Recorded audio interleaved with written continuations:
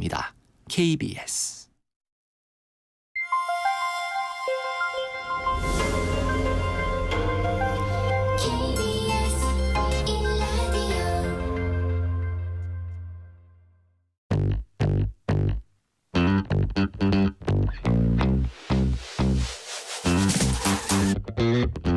KBS 1라디오 뉴스레터 K.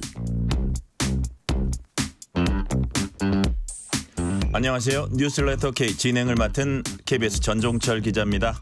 국민의힘 전당대회에 나서는 당권 후보들의 윤곽이 드러나고 있습니다.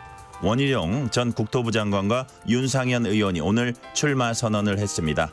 한동훈 전 비대위원장은 오는 23일 출마 선언을 할 예정이고 나경원 의원과 유승민 전 의원도 최종 결심을 앞두고 있습니다. 민주당에선 이재명 대표 연임이 유력하다는 전망이 나오면서 출마를 위한 대표직 사퇴가 임박한 것으로 전해졌습니다. 관련 내용 포함한 정치 현안, 정치 토크 코너에서 자세히 살펴봅니다. 저출생 고령화 위기 대응을 위한 특집 기획 인터뷰. 오늘은 그 두 번째 순서로 인구 경제학자인 이철희 서울대 교수와 함께 한국의 인구 상황과 정부 대책의 실효성을 짚어보겠습니다. 문자 샵 9730, 짧은 문자 50원, 긴 문자는 100원. 어플리케이션 콩으로 보내시면 무료입니다. 유튜브 KBS 1라디오 계정 채팅으로도 얘기 나누실 수 있습니다. 문자 보내주시면 추첨을 통해서 커피 쿠폰 보내드릴 테니까요. 여러분의 이야기도 많이 들려주세요. 뉴스레터 K 지금부터 시작합니다.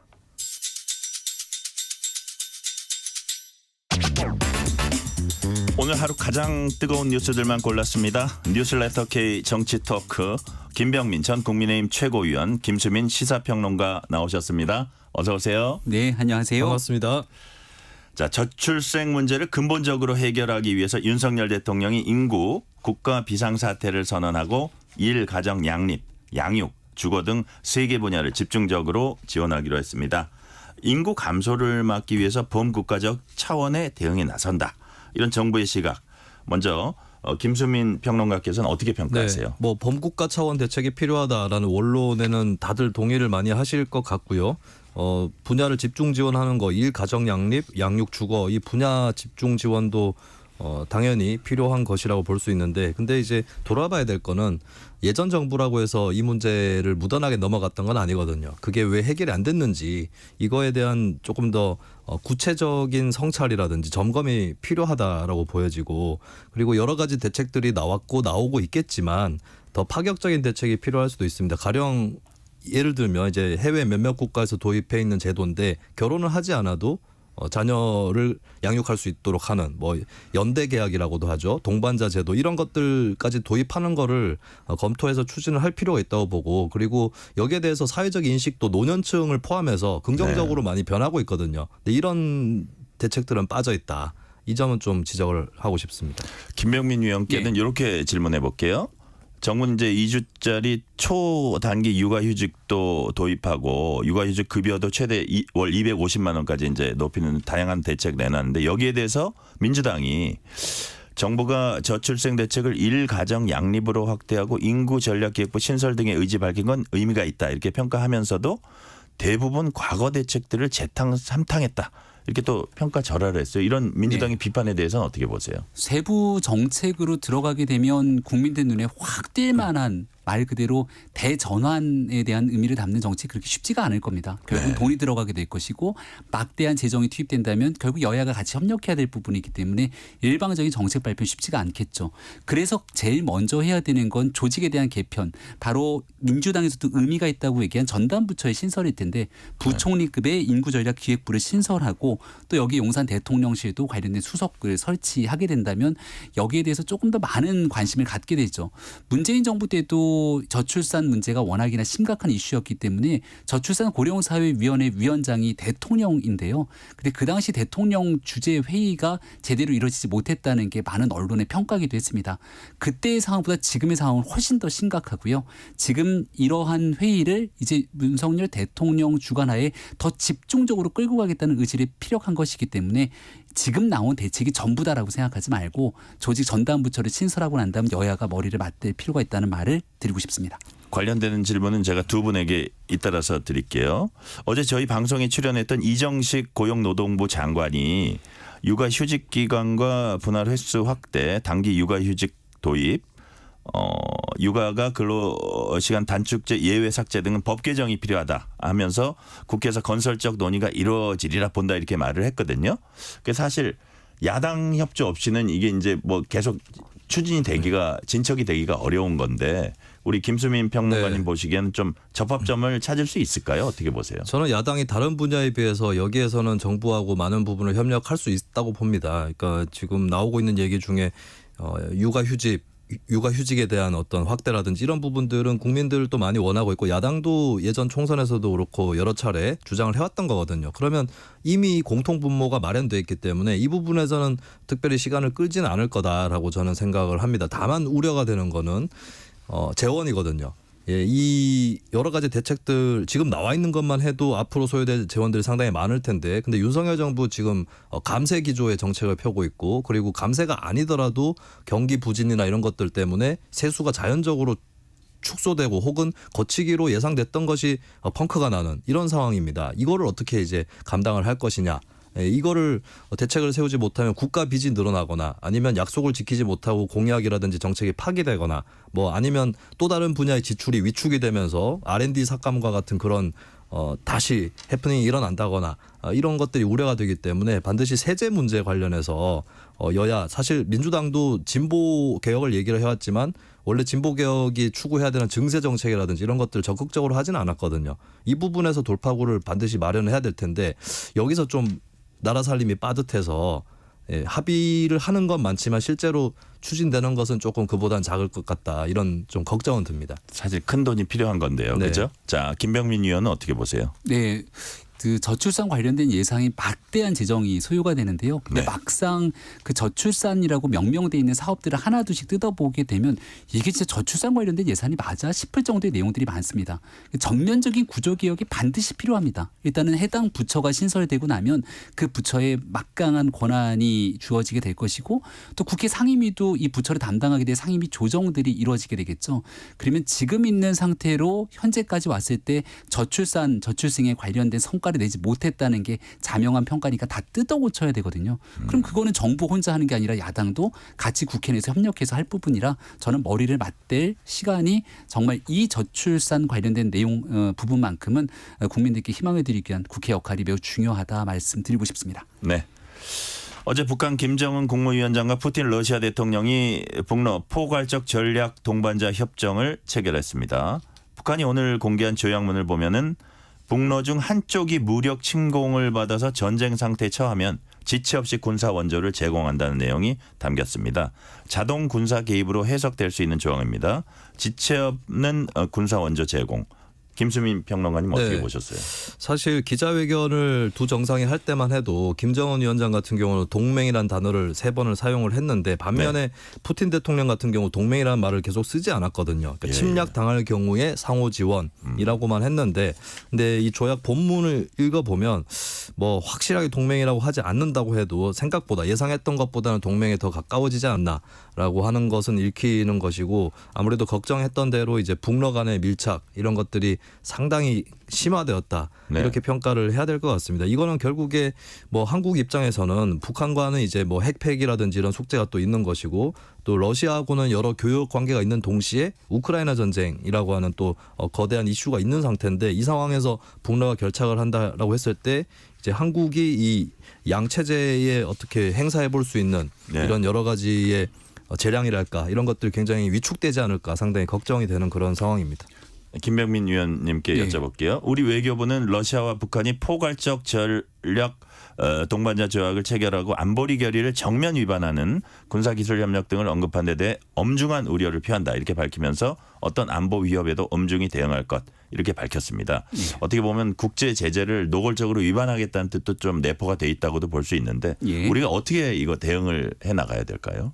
국제 여론전이 일단 가장 첫 번째일 것이고요. 이 네. 내용이 나오자마자 미 국무부부터 시작되는 국제사회의 여론들이 매우 좋지가 않습니다. 그리고 이 유엔 안보리에 대한 결의 위반에 관련된 부분들에 대해서는 강력 질타가 쏟아질 수밖에 없고요. 근데 그동안 북한에 관련된 내용에서는 거의 이런 내용들이 주를 잃었기 때문에 큰 타격은 아닐 겁니다. 여기에서 가장 대한민국 정부가 눈여겨봐야 될 건 저는 중국에 관련된 태도와 입장이라고 봐요. 중국은 이 북한과 러시아의 밀착 그리고 거의 동맹 수준으로 이어지게 되는 과거 냉전 시대로의 회귀 이 부분들이 중국 입장에서는 이 대륙의 이 굉장히 중심권을 갖고 있는 상황에서 결코 용납하기 어려운 일들일 겁니다.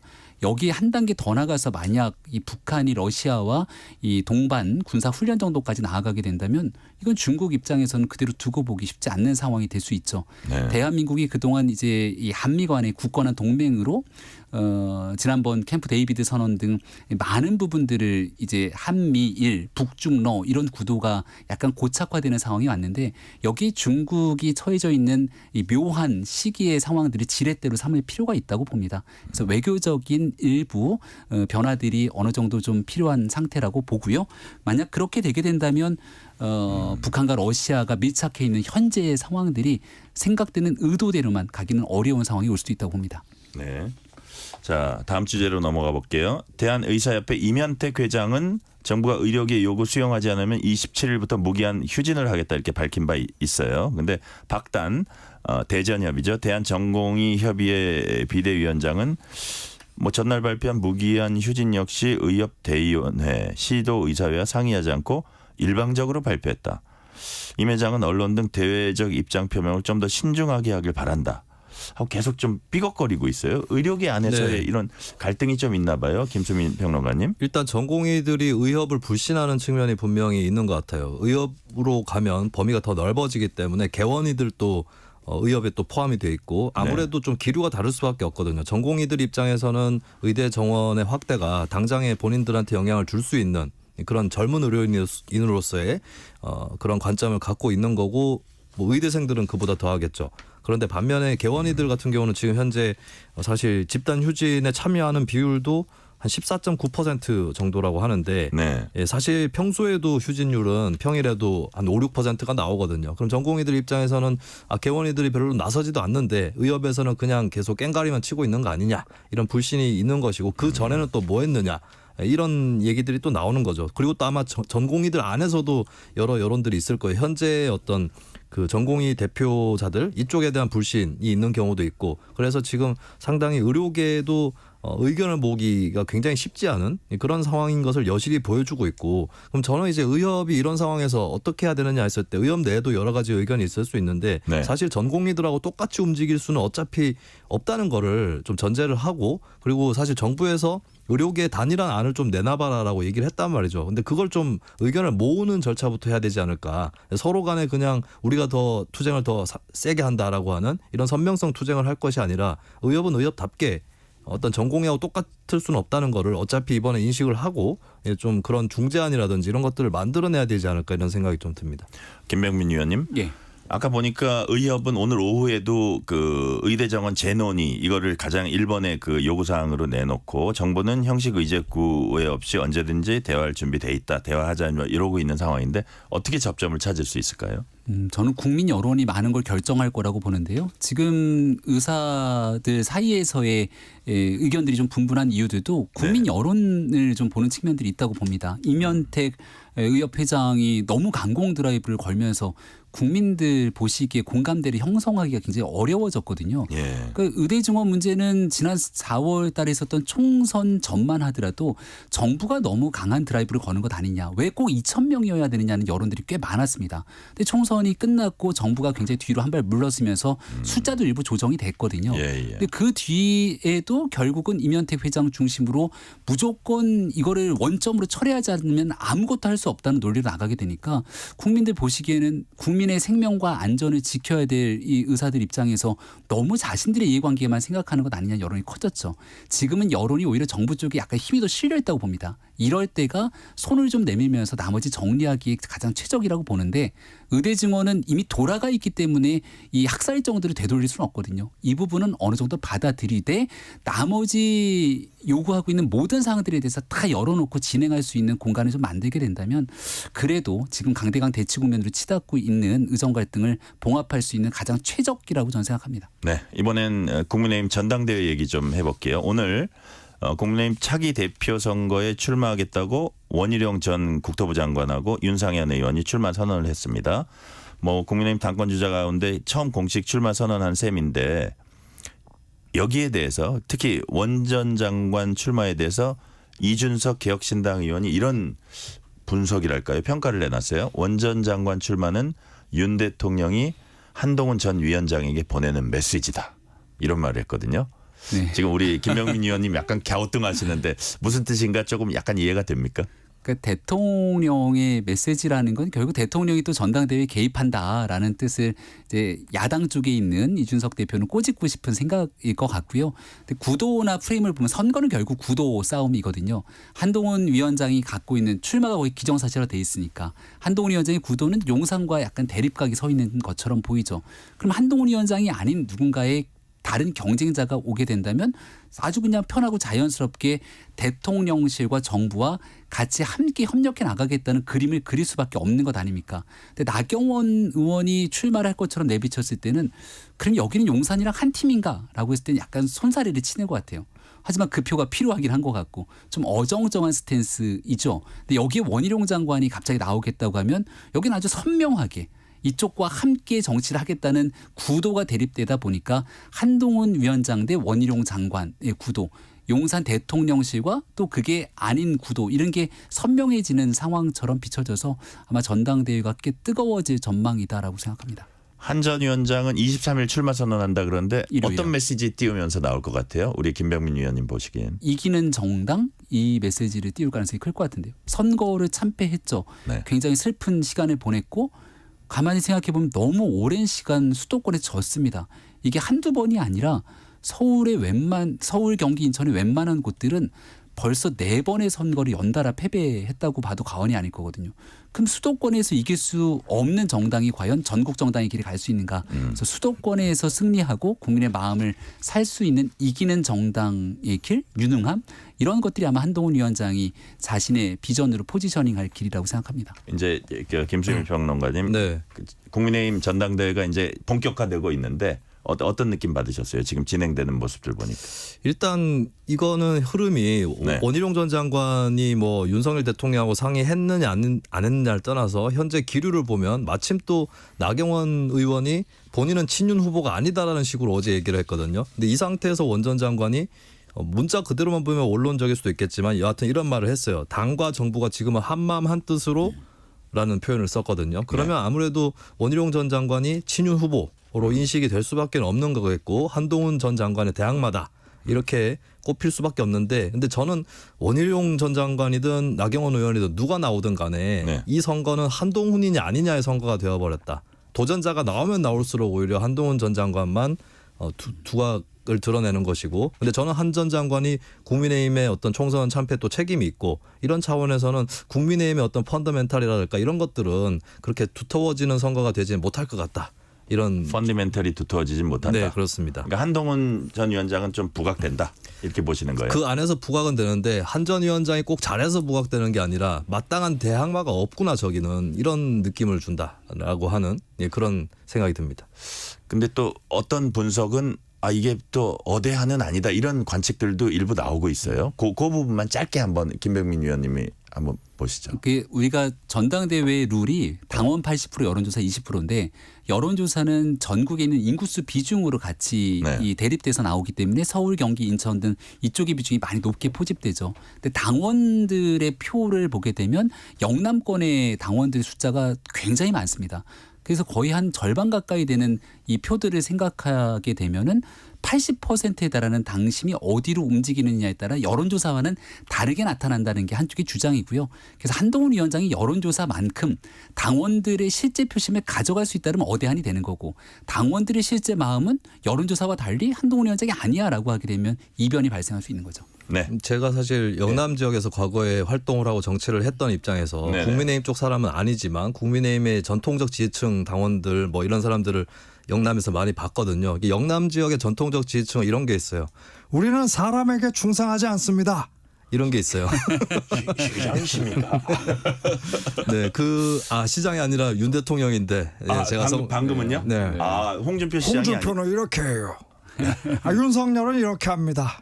네, 근데 하여튼 그랬군요. 윤 대통령의 대사긴 하지만 사실 전통 당원들이 예전에도 보면 오랫동안 그 정치 지도자들 보겠습니다. 노태우, 김영삼, 이회창, 이명박, 박근혜, 황교안, 홍준표 등등 여러 지도자들을 마구 갈아치워 왔거든요. 네. 예, 그러면 영남 당원들 입장에서는 아마 윤 대통령한테 굳이 애착을 가질 필요는 없다. 앞으로 떠오르는 쪽을 지지할 공산이 높다. 그렇다면 저는 국민의힘 전당대회는 좀 재미없이 가지 않을까. 어대한으로 가지 않을까 이렇게 예측을 해봅니다. 자, 그 얘기는 여기까지 하고 민주당으로 가봅니다. 민주당에서는 차기 당대표로 이재명 현 대표가 이제 뭐 거의 기정사실화되고 있는 것 같아요. 그래가지고 차기 출마를 위한 뭐 현직 사퇴 이것도 임박한 것으로 보이는데 여기에 대해서 민주당 고민정 의원이 이재명이란 대선 후보 입장에서 본다면 너무 많은 리스크를 안고 가는 선택이다. 그래서 대표직 연임에 관한 우려를 표했고 뭐 좀 약간 결은 다르지만 비슷한 내용으로 홍준표 대구시장도 이재명 대표 일극 체제는 우리로서 나쁘지 않다. 민주사회에서 있을 수 없는 어버이 수령 체제로 치닫는 민주당 보면서 새로운 희망을 본다. 뭐 국민의힘으로서는 희망을 본다. 이런 거겠죠. 이런 특히 고민정 의원의 이런 평가. 네. 우리 김수민 평론가님 어떻게 보세요? 고민정 의원이 비명이라서 이재명 대표한테 비판적이기 때문에 이런 말을 하는 건 아니라고 봐요. 어느 정도 비판적인 게 있을 수는 있겠지만 그래도 대선 주자로서 잘 됐으면 하는 생각을 갖고 있는 것 같고 아마 이재명 대표 지지층 일부에서도 이번에 네. 대표를 또 안 하는 게 더 낫지 않을까라는 그런 생각들을 많이 갖고 있을 겁니다. 그런 측면에서는 이거는 이제 충언으로 해석을 하는 게 맞는 것 같고 근데 다만 이제 구조적으로 봤을 때 이재명 대표에 대해서 만약에 작년에 체포동의안 막 올라오고 할 때 뭐 그런 것들을 염두에 두고 2년 전에 했었죠. 대표 경선은 그때 출마를 하지 않는 게 좋겠다라고 했던 거는 저는 굉장히 설득력 있었다고 봐요. 근데 지금은 사실 이미 이재명 대표나 민주당 또 호랑이 등에 올라타 버린 것이 아닌가라는 생각이 듭니다. 그러니까 이재명 대표가 리스크가 있다고는 했지만 총선에서 어쨌든 압승을 해버렸고 그렇게 되면은 사실 대표로서 이재명 대표를 대신해 가지고 또 친명계 의원들도 많이 불어났는데 이걸 정리해 줄 사람이 있을 거냐 했을 때 이게 옳든 그러든 간에 이제는 불가피해진 문제가 아닌가. 예, 그렇게 이재명 대표 체제 등장에 대해서 연임에 대해서 평가를 해보고 그럼 비명계 의원 입장에서는 어쩌면 그 대표 체제를 다시 세우는 것을 반대하는 것보다는 대표 체제가 세워진다는 걸 가정을 하고 여기서 어떻게 당의 다양성이라든지 이런 것들을 확보할 수 있겠느냐라고 하는 이 점에 조금 더 포인트를 맞추는 게 더 전략적으로 지혜로운 게 아닌가 싶기도 합니다. 김병민 의원님에게는 이 질문 드릴게요. 민주당이 쌍방울 대북 송금 사건 수사 검사를 탄핵하는 방안을 지금 적극 검토하고 있는 것으로 전해졌습니다. 여기에 대해서 국민의힘 이재명 사법 파괴 저지 특별위원회는 민주당의 검사 탄핵은 이재명 애완견의 충성 경쟁이다 이런 그 비난도 하고 했는데 지금 이런 상황은 김 의원께서는 어떻게 보세요? 공세의 빌미를 이재명 대표가 다 주고 있는 것이죠. 만약 민주당이 총선 승리 이후에 처음 나왔던 그런 정책적 방향 갑자기 종부세를 폐지할 것처럼 얘기를 하기도 했고 또 국민연금 관련해서 강한 드라이브를 걸기도 합니다. 이런 것들은 전향적으로 중도층들을 향한 포섭인데요. 지금 보이고 있는 이화영 이 수사에 관련된 이런 검사 탄핵 등은 이재명 대표와 바로 맞닿아 있는 일들이기 때문에 이재명 대표 사법 리스크 방탄이라고 하는 내용들을 피해갈 길이 없거든요. 그럼 국민적 여론은 저 많은 의석을 윤석열 정부를 견제하라고 의석을 줬는데 윤석열 정부 견제가 아니라 이재명 대표 방탄 위에 쓰인다고 하면 지금 딱 고착화되어 있는 지지율 결코 넘어설 수 없을 겁니다. 이화영 부지사 선고가 나오고 난 다음에 민주당의 수도권 지지율이 출렁였는데요. 이러한 상황들이 더 이어지게 된다면 다음 지방선거에서 이재명 대표 중심으로 끌고 가게 되는 민주당이 이재명 대표의 리스크랑 다 한 몸이 되는 거거든요. 그런 고민들을 고민정원이 꺼냈는데 이런 내용들 민주당이 받아들이기 쉽지 않겠죠. 김수민 평론가님, 네. 이거는 이제 짧게 시간 관계상. 예. 네, 이 지금까지 검사 탄핵안이 국회에서 3가지가 통과가 됐는데 좀 네. 다른 점이 이들은 이제 근거가 되는 사실이 있었고 그리고 이재명 대표 수사하고는 무관한 검사들이었어요. 그런 의미에서는 보편적인 국민 지지를 획득을 할 수 있었는데 근데 이재명 대표 수사와 관련된 검사들을 탄핵을 했을 때 그리고 나아가서 헌재에서 이게 기각이 되면 결국에는 이제 형사사법제도를 정치적인 입장에서 이용했다. 일그러뜨렸다 이런 비판이 나올 거기 때문에 이 부분은 국민들이 예전에 했었던 검사에 대한 탄핵하고는 다르게 받아들일 것이다. 저는 그렇게 예측을 합니다. 네. 민주당 강민구 최고위원이 최고위에서 민주당의 아버지는 이재명 대표다 이렇게 얘기를 했고요. 여기에 대해서 추경호 국민의힘 원내대표는 매번 외치던 법대로는 민주당 표현을 빌리자면 아버지 명심대로 했던 게 분명해진다 이렇게 약간 비난성의 말을 했고 어쨌든 당내에서 좀 비판이 나오니까 강민구 최고위원이 이런 말을 했습니다. 해명을 했어요. 뭐라고 해명했냐. 깊은 인사는 원래 영남 유림의 큰 줄기인 남인의 인사 예법이다. 두 분 다 머리 좋으시니까 이거 무슨 뜻입니까? 김병민 의원님 무슨 뜻이에요? 해석이 잘 안 되는데요. 아마 조만간 영남 유림 쪽에서 입장이 나오지 않을까 싶어요. 아 그래요? 예, 왜냐하면 이재명 대표를 대상으로 아버지라고 칭했던 모습들이 좀 우스꽝스럽고 정치를 희화화시킨다 그러고 오히려 이거 굉장히 비판받아 마땅한 일인데 변명과 해명을 하면서 더 수렁으로 빠지는 거거든요. 그러니까 하루 이틀에 끝날 수 있는 뉴스들을 키워내는 아주 신박한 재주가 있다고 생각하고요. 요즘 뭐 연예인들도 아버지들이 핫 이슈 아닙니까? 박세리 선수의 아버지도 이슈고 손흥민 선수의 아버지도 이슈고 가정에서도 좋은 아버지 나쁜 아버지 이렇게 있는데 이재명 대표가 민주당의 아버지라면 저는 좋은 아버지로 칭하기는 어려울 것 같은데요. 자 김수민 평론가님은 네, 어떻게 보세요? 저는 강민구 최고위원 말씀을 듣고 5글자로 떠올렸습니다. 두사부일체. 네. 네. 좀 너무 나아가신 게 아닌가 싶고 아버지는 집안에 계시는 분이고 근데 네. 저는 국민의힘 또 이걸 비판할 자격은 없다고 보는 게 이승만 대통령을 계속 국부 하는 분들이 많지 않았습니까? 예, 제가 드리고 싶은 말씀은 아버지는 집에 계신다라고 하는 것입니다. 네. 자 오늘은 여기까지 듣겠습니다. 제가 코너 클로징 멘트 하기 전에 언론 보도 좀 나왔습니다만 김병민 의원께서는 서울시 정무부시장으로 내정됐습니다. 축하드립니다. 아, 네, 우리 KBS 뉴스레터 K를 더 함께하고 싶은데 예, 오늘 그러니까요. 아마 마지막으로 인사드려야 될 것 같고요. 고정 코너는 출연은 이게 처음 마지막이신 것 같아요. 예, 그동안 감사했습니다. 많이 네. 섭섭하세요? 섭섭하죠. 같이 전 김수민 평론가랑 방송하는 걸 사실 제일 좋아합니다. 오랫동안 같이 했고 그래서 방송 같이 하지 못하지만 열심히 또 경청하고 이렇게 주시는 좋은 얘기들 시정에도 잘 반영할 수 있게 노력하겠습니다. 네. 자 오늘은 여기까지 듣겠습니다. 김병민 전 국민의힘 최고위원 김수민 시사평론가였습니다. 감사합니다. 고맙습니다. 감사합니다. 실시간 교통 상황 알아보겠습니다. 교통정보센터 임초희 리포터 나와주세요. 네, 이 시각 교통정보입니다. 서울 시내 내부순환도로 성산 쪽 마장에서 홍은까지 많이 밀리고요. 반대 성수 방향도 성산에서 홍지문 터널 그리고 기름에서 종암까지 각각 많이 막힙니다.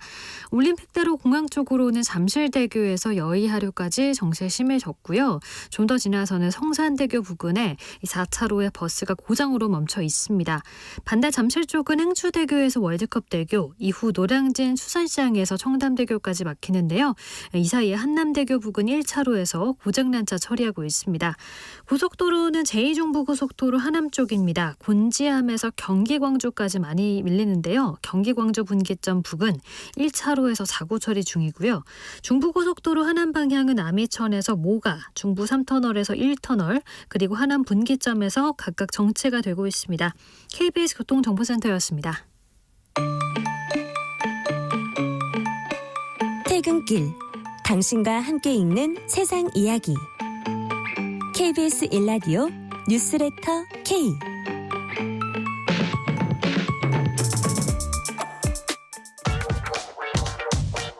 뉴스의 진수를 보여주는 인터뷰. 뉴 진수.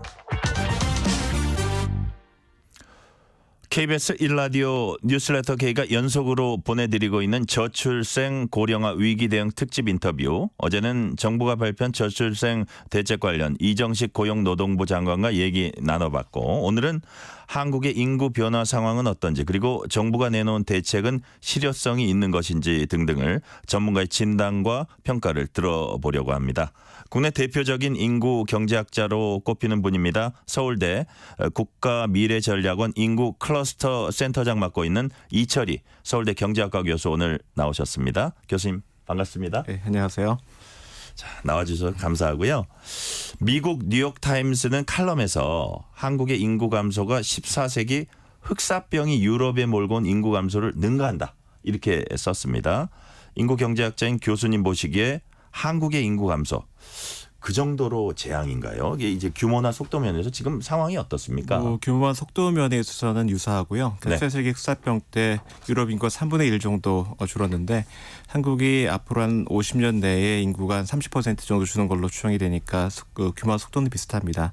근데 몇 가지 좀 다른 점이 있는데 유럽 같은 경우에는 이 지금과는 달리 그런 사회보장 제도도 없었고, 그다음에 여러 교육 시스템도 없었기 때문에 어떤 면에서는 지금의 한국이 겪고 있는 문제가 훨씬 더 복합적이고 더 어려운 문제라고 할 수가 있겠습니다. 여러 가지 불균형이 발생을 하고, 그다음에 그때는 모든 사람이 다 사라졌지만 지금은 젊은 사람들이 주로 더 많이 사라지고 있고 고령화가 되기 때문에 구조적인 불균형 문제가 있고요.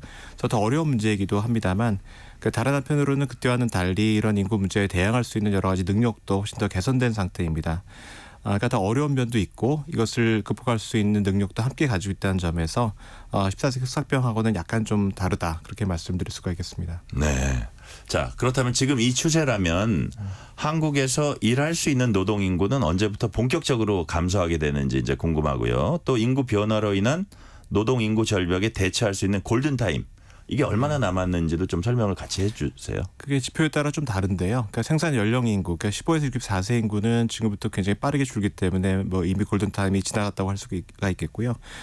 그렇지만 실제로 일을 하는 생산 이 경제활동 인구라든가 취업자 수는 앞으로 한 20년 정도는 크게 줄지 않을 것으로 예상이 됩니다. 더더군다나 생산성을 조정하는 그런 노동 투입을 본다고 하면은 더 늦게 줄기 시작하고요. 그래서 그런 점에 있어서는 아직 시간이 많이 남아 있다고 할 수가 있겠고요. 그렇지만 지금 당장 시작되는 문제는 전체적인 노동 인력 절벽의 문제가 아니라 특정한 부문이나 특정한 어떤 유형의 그런 인력이 많이 부족해지는, 그러니까 부문 간 유형 간 불균형 문제는 지금 이미 시작이 되고 있고요. 그리고 앞으로 한 4, 5년 정도가 지나면은 청년이 굉장히 많이 줄어듭니다. 그러니까 35세 미만 이 취업자가 지금하고 비교했을 때 한 25년이 지나면 절반으로 줄어들거든요. 그래서 이런 문제가 우리나라 여러 가지 노동 수급 불균형을 가져오고, 그러니까 노동 시장의 어떤 기능을 약화시키는 그런 문제가 생길 수가 있고요. 이제 이런 문제는 앞으로 한 10년 정도가 되면은 정말 본격적으로 우리 사회 전반에 영향을 미칠 것이기 때문에 앞으로 한 10년 내에는 이런 문제에 대응하기 위해서 교육을 개혁하고 노동시장을 개혁하는 그런 조치가 필요하다고 생각을 합니다. 아주 총체적인 어떤 대응이 필요하네요. 네. 그러니까 미국 학자였던 것 같은데 어느 노동 분야의 석학이 한국의 합계 출산율을 듣고서는 네. 대한민국 완전히 망했네요라고 외치는 장면이 이제 화제가 된 적이 있습니다. 네. 인구 감소가 사회에 어떤 영향을 미치는지, 네. 지금의 인구 감소 우리나라 망할 정도로 심각합니까?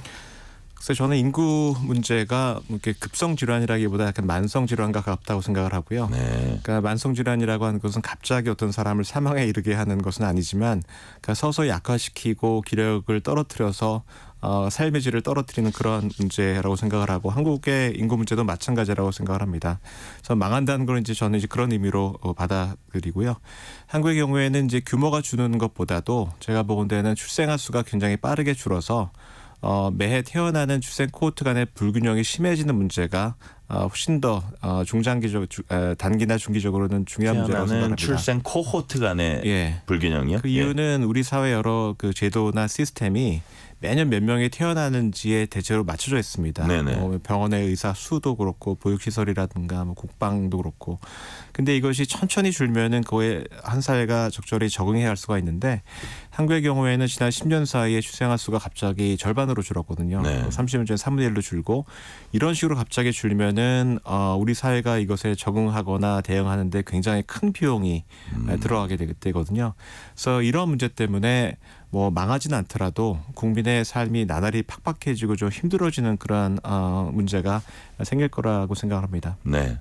그리고 인구만 줄어드는 게 아니고 질적인 측면에서도 뭐 다양한 변화가 있을 수 있다고 그러네요. 그 네. 부분은 무슨 얘기인가요? 그렇습니다.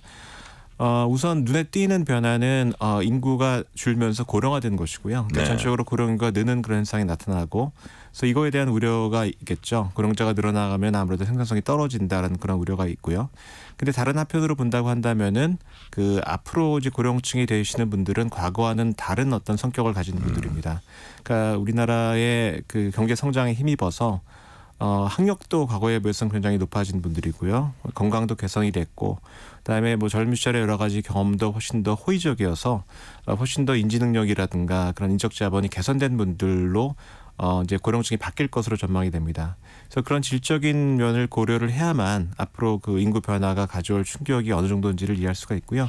특히 이제 앞으로 고령층의 여러 가지 성격이 개선된다는 것을 간과하면은 인구 고령화의 충격을 좀 지나치게 과대평가하는 그런 문제가 있을 수 있다고 생각을 합니다. 네.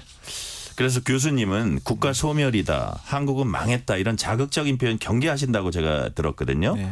인구는 감소하지만 또 생산성을 높일 수 있는 상황을 고려하면 사회 경제적인 충격을 또 완화할 수도 있다 이런 뜻으로 제가 이제 좀 받아들여지는데 네. 비관적 전망 그런 표현 경계하시는 이유 뭔가요? 그거는 미래가 아직까지 불확실하고 정해진 것이 다 정해진 게 아니기 때문에 그런 것이고요. 그렇기 때문에 무엇이든 단정적인 표현을 하기에는 아직 이르다는 생각이 들고요. 그러니까 지금 알고 있는 것은 그동안 몇 명의 아이가 태어났고 지금 인구가 어느 정도인지는 정해져 있습니다. 그렇지만 앞으로 얼마나 태어날지, 모의고인이 얼마나 들어올지, 태어난 아이 중에 뭐 몇 %가 일을 하고 얼마나 생산적인 사람이 될지 그거는 하나도 지금 결정된 것이 없거든요. 그래서 상당히 많은 것들이 지금 우리가 뭘 하고 우리 사회가 어떻게 변하는지에 따라서 결정이 되는 것이지 네. 이미 뭐 미래가 결정이 돼서 이거는 굉장히 이제 망했다 그렇게 표현할 것은 아니다라는 생각 때문에 이제 그렇게 말씀을 드립니다. 네. 정부가 어제 인구 국가 비상사태를 선언했습니다. 저출생 추세 반전을 마련하기 위해서 총력을 다하기로 한 걸로 보이는데 자 교수님 보시기에 저출생 추세를 반전시키는 게 어느 정도 단기간에 가능한 일인지 아니면 좀 더 시간을 갖고 좀 인내심을 갖고 봐야 되는 일인지 어느 쪽이 맞습니까? 만약에 이 반전이라고 하는 것을 지금 막 출생아 수가 줄어드는 것을 살짝 멈추고 1, 2년 정도 살짝 반등하는 정도를 생각을 한다면은 가능하겠죠. 근데 그게 아니라 이 추세 자체를 완전히 반등시키고 상당히 네. 높은 수준까지 올라가는 것을 우리가 어떤 반전이라고 본다고 한다면은 그것은 뭐 금방 어떤 노력을 해서 이룰 수 있는 것은 아니라고 생각을 하고요. 상당히 긴 기간 동안 우리가 꾸준히 노력을 하고 또 지속적으로 중장기적인 정책을 써야만 바뀔 수 있는 그런 일이라는 점에서 역시 좀 더 긴 시간, 그러니까 길게 보고 인내를 가지고 우리가 이 진행을 해야 되는 그런 작업이 아닌가 생각을 합니다. 정부는 저출생 직접적 원인을 크게 세 가지로 규정하고 여기에 이제 역량 집중하기로 했어요. 첫째는 일 가정 양립을 위한 휴직 제도 강화. 둘째는 양육. 애들의 교육 돌봄을 국가가 책임지고 지원하겠다. 셋째는 주거 공급 늘리고 자금 지원도 한다. 이 방향성은 맞다고 보세요? 저는 반은 맞고 네. 반은 틀리다. 어떤 의미에서? 이렇게 말씀을 드릴 수가 있겠고요. 반은 맞다고 하는 의미는 이게 다 중요하고 좋은 정책들입니다. 근데 주로 어떤 정책이냐면은 현재 결혼을 하신 분들, 결혼을 한 부부가 이 출산과 양육의 비용을 줄이는 점에 있어서는 상당히 효과적이고 중요한 정책이고 이게 그동안의 정부의 기조이기도 했는데 그것을 굉장히 많이 강화하기 때문에 이런 점에 있어서는 상당히 효과성이 있을 거라고 생각을 하고요. 이게 왜 의미가 있냐면은 이게 단기적으로는 가장 높은 성과를 얻을 수 있는 정책입니다. 네. 그렇기 때문에 의미는 있고요. 근데 이것이 이제 반은 아니다라고 생각을 하는 거는 여기에만 집중하기 때문에 아니라고 그런 말씀을 드리는 것이고요. 그 이유는 이제 다음과 같습니다. 여기서 하고 있는 정책이 기본적으로 결혼하신 분들을 위주로 하고 있는데 한국에서 출생아 수가 줄어드는 굉장히 중요한 이유는 결혼을 안 하기 때문에 그런 것이고요. 지금 예를 들어서 25세에서 39세 여성 가운데 절반 이상은 비혼 상태입니다. 근데 결혼을 결정할 수 있는 요인은 이 결혼해서 아이를 낳을 수 있는 요인하고는 좀 많이 다르기 때문에 그런 것인데 이번 대책에 물론 결혼에 인센티브를 주는 그 정책이 몇 개 포함이 되긴 했습니다만 상당히 미약하다고 생각을 하고요. 이런 점이 하나가 있고 두 번째는 이 대책이 많이 강화됐습니다만 네. 여전히 적어도 중산층 이상, 그러니까 일자리가 안정적인 일자리가 있고 그다음에 아이를 낳을 수 있는 여러 가지 여건이 되시는 분들에게 주로 효과가 있을 정책이지 소득이 낮고 여러 가지 여건이 안 좋으신 분들은 이 정도 정책에 의해서는 행위 자체가 변하기는 어렵다라는 생각이고요. 네. 세 번째는 비용 말고도 결혼과 출산에 장애가 되는 요인들이 많습니다. 그러니까 한국의 뭐 노동 문제라든가 네. 그다음에 여러 가지 교육에 있어서의 경쟁, 노동시장에 있어서의 경쟁, 뭐 지역 불균형 여러 가지 그러한 더 근본적인 구조적인 문제들이 있는데 뭐 하루아침 해결하기는 어렵다 하더라도 이것을 앞으로 어떻게 이제 해결해 나갈 것인가에 대한 청사진이 있어야 되는데 그게 좀 부족하지 않나 생각을 합니다. 네. 결혼 인센티브하고 저소득층을 어떻게 배려할 거냐. 그다음에 뭐 노동이나 교육 경쟁 같은 기타 문제들 아주 구조적인 문제들 같이 어떻게 결합해서 갈 거냐. 그 말씀 이제 해주셨고요. 자, 정부가 제안한 정책 중 이 방안은 저출생 추세를 전환시킨 시작점이 될 만하다. 모멘텀 마련하기엔 기반이 되겠다. 그런 부분도 있긴 있습니까? 저는 뭐 특정 정책이 아니라 정부가 굉장히 강력한 의지를 가지고 아무튼 여러 가지 정책에 있어서 지원 규모도 확 늘리고 네. 그렇게 했다는 것 자체가 지금 적어도 아이를 낳을까 말까 고민하시는 그런 분들에게 있어서는 상당히 강력한 시그널을 보낸다고 생각을 하고요. 그런 점에 있어서는 적어도 그러니까 지금 결혼과 출산의 경계선에 서 있는 분들 고민하시는 그런 분들에게 있어서는 그래도 좀 어떤 반전의 계기가 되지 않을까 생각을 합니다. 네. 자, 청취자분께서 이런 질문하셨습니다. 문선형 님이 네. 수도권으로 인구가 집중되고 지방은 소멸 걱정이 심화되고 있습니다. 출생아 숫자도 마찬가지인 것 같은데 이 문제는 어떻게 봐야 할까요? 사실은 전체적으로 인구가 줄고 하는 문제보다도 네. 지역 불균형 문제가 사실은 더 심각한 문제입니다. 그리고 이게 더 뭐 지금 심각하게 생각을 한 것은 뭐냐면은 악순환이 시작이 될 수가 있거든요. 그러니까 인구가 많이 줄면은 그 지역에 어느 정도 인구가 있어야만 유지될 수 있는 여러 가지 인프라가 무너지게 됩니다. 네. 의료, 보육, 뭐 이런 사회복지 인프라가 무너지고 그게 무너지게 되면은 더 인구가 많이 빠져나가게 되는 그런 문제가 이제 발생하기 때문에 상당히 심각한 문제라고 생각이 되고요. 근데 지금 지역 간 인구 불균형이 발생하는 문제는 어떤 출산율에 있어서의 차이 때문에 발생하는 건 아닙니다. 네. 그러니까 인구 이동의 차이 때문에 발생하는 것이고요. 특히 이제 누구의 인구 이동이냐면은 젊은이들이 이런 지방이나 소도시에서 이제 수도권 대도시로 가기 때문에 발생하는 그런 문제입니다. 근데 이제 사실 이걸 해결하기는 굉장히 어려워요. 네. 젊은이들을 다시 뭐 지방으로 복귀하려면 굉장히 큰 인센티브가 필요한 것이고요. 근데 분석을 해보면은 실제로 대도시에서 한 50대나 60대 초반의 분들 같은 경우에는 오히려 지방으로 내려오신 분들이 훨씬 많습니다. 네. 더 순위 이동률이 그렇게 되고요. 그래서 오히려 그런 분들에게 이동할 수 있고 이동해서 어떤 정착할 수 있는 인센티브를 제공을 한다면은 물론 청년을 끌어들이는 것이 훨씬 더 바람직할 수도 있겠지만 이게 훨씬 더 가능한 그런 대책이 아닌가 생각을 해봅니다. 네. 자, 이번에 정부가 가칭 저출생 대응 기획부, 저출생 수석실 신설 뭐 이런 것도 전반적으로 도움은 되겠어요? 아무래도 그 정책의 뭐 조율 능력이라든가 그다음에 그 효율적인 정책 수행에 있어서 도움이 될 것 같고요. 무엇보다도 이제 부처가 생기고 나면은 거기 이제 근무하시는 분들에게 안정성이 생깁니다. 예, 지금은 단기간에 있다가 나가시는 분들이기 때문에 예. 그런 안정성이 없는데 그런 장점은 있는데 이게 얼마나 효과적일지에는 결국은 이 조직을 어떻게 운영하느냐에 달려 있다고 생각을 합니다. 네. 그러니까 뭐 좀 더 구체적으로 말씀을 드리면은 모든 부처의 거의 모든 업무가 다 이 저출생 문제하고는 직간접적으로 연관이 되어 있습니다. 근데 한 부처가 이것을 다 직접적으로 하기는 굉장히 어려운 그런 그 일이고요. 그래서 결국은 어떤 핵심적인 업무에 집중을 하고 나머지는 이제 조율을 하는 작업을 해야 되는데 그 균형을 어떻게 맞출 것인지 너무 좁히게 되면은 사실상 굉장히 그 매우 좁은 의미에 있어서의 그런 저출생 대책에만 그 매달릴 수밖에 없는 것이고 네. 너무 넓히게 되면은 한 부처가 감당하기 어려운 그런 문제가 생기기 때문에 이런 문제를 어떻게 잘 그 조정을 할 것인지 네. 그것이 이제 관건이 될 것 같습니다. 네. 자, 인구 문제 전문가들은 일반적으로 인구 정책을 네. 저출산 완화 정책과 인구 변화 대응 정책으로 나눈다고 들었습니다. 두 개가 어떻게 다른지 간단히 좀 설명해 주세요. 예, 이 완화 정책이라고 하는 거는 결국은 뭐 출산율이 떨어지는 것을 좀 늦추고 더 반등시켜서 네. 전반적으로 앞으로 인구가 줄고 인구가 고령화되는 속도를 늦추자라는 그런 것이죠. 근데 반면에 그 인구 변화 대응이라고 하는 것은 그렇게 하더라도 어차피 그 인구가 줄고 고령화되는 그런 추이 자체를 완전히 없앨 수는 없기 때문에 이제 그렇게 변하는 사회에 잘 적응을 하고 그러한 그 인구 변화의 충격을 완화하는 여러 가지 그 사회의 어떤 제도적인 구조 개혁을 해야 되겠다라는 이제 그런 의미로 이제 보시면 되겠습니다. 네. 자, 교수님은 최근에 네. 일할 사람이 사라진다는 네. 제목의 책을 펴내셨습니다. 책 내용 간단히 소개해 주세요.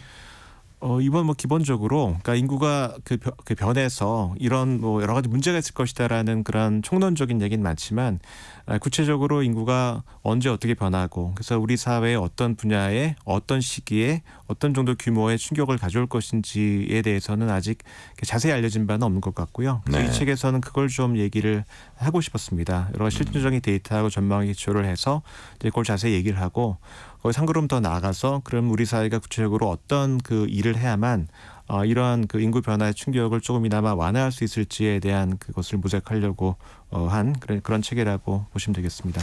관련해서 질문 하나 더 드릴게요. 만약 인구가 감소하더라도 네. 노동 생산성이 만약에 획기적으로 개선이 된다면 네.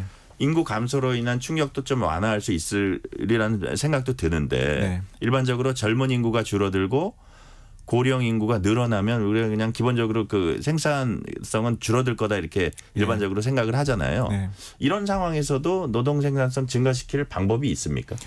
우선은 그게 약간은 사람들의 이 착각이라고 생각을 하는데 네. 인구가 고령화되면은 전반적으로 노동 생산성이 떨어질 거라고 우려를 하는데 이거는 이제 일반적으로 다른 선진국에서는 맞습니다. 네. 그러니까 나이가 들면은 생산성이 떨어지는 건 이제 나이 효과죠.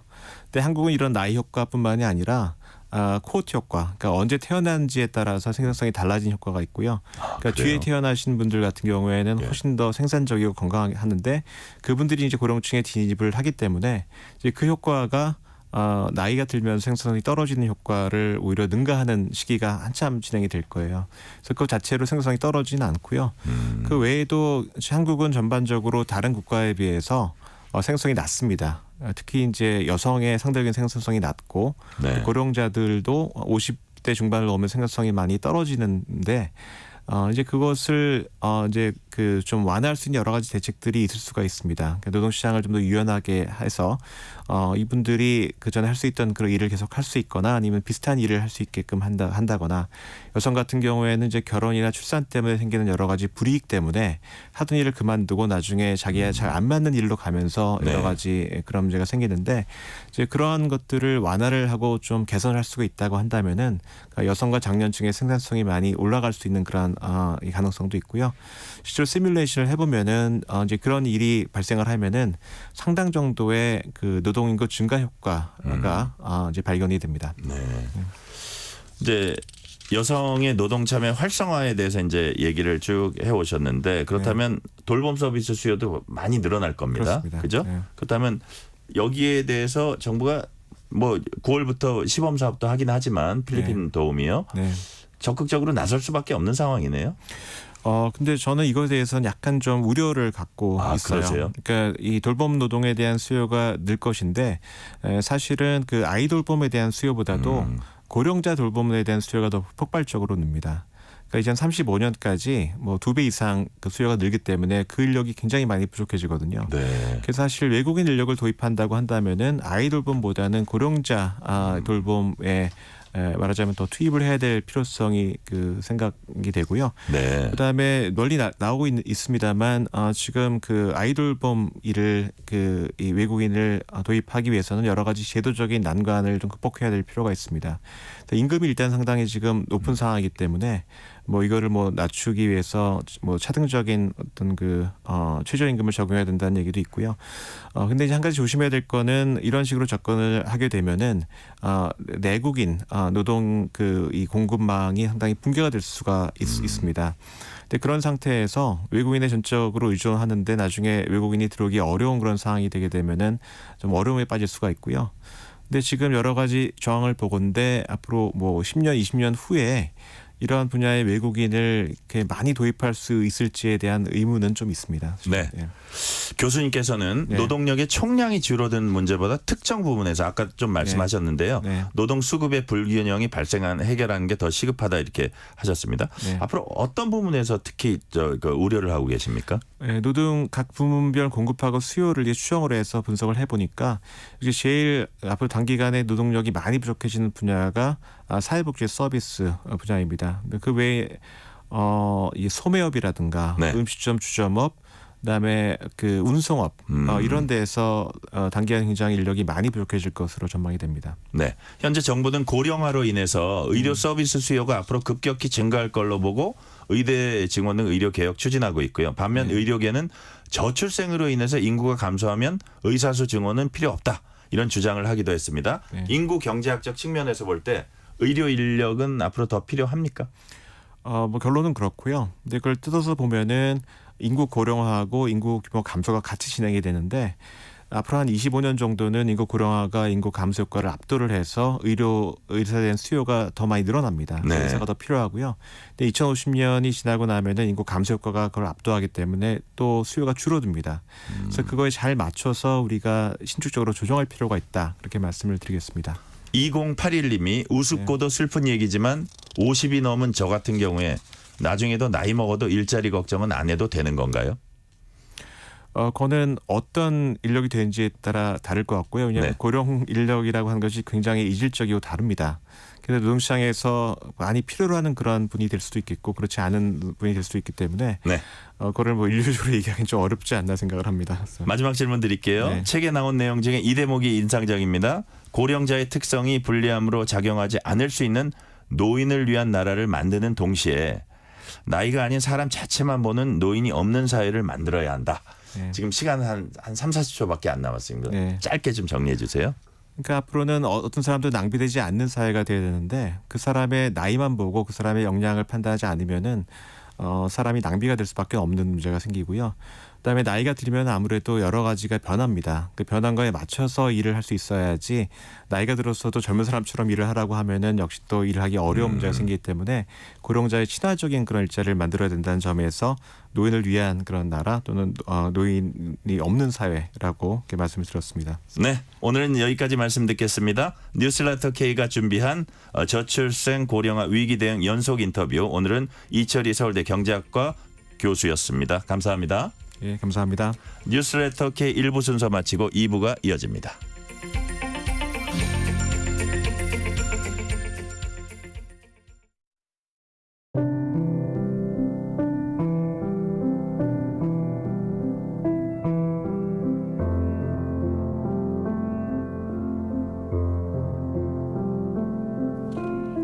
KBS 라디오 연중기획 희망충전 대한민국 591번째 이야기. 안녕하세요. 아나운서 유지원입니다. 고3 희연이는 오늘도 아빠가 누워있는 병실에서 공부를 합니다. 신부전증 투석을 받으러 가던 중 뇌경색으로 쓰러지며 중환자실로 실려간 아빠. 그 이후 아빠의 말투는 어눌해졌고 왼쪽 편마비 증세로 거동도 어려워졌는데요.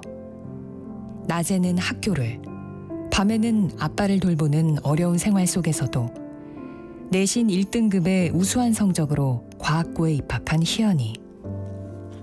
하지만 점점 불어나는 학비와 아빠의 병원비에 희연이는 결국 일반계 고등학교로 전학을 선택했습니다.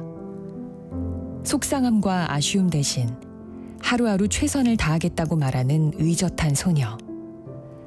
아빠에게 꼭 명문대 합격증을 선물하고 싶다는 희연이가 더 큰 세상으로 나아갈 수 있도록 여러분의 응원과 격려를 보내주세요. 여러분의 따뜻한 손길이 희망의 빛이 됩니다.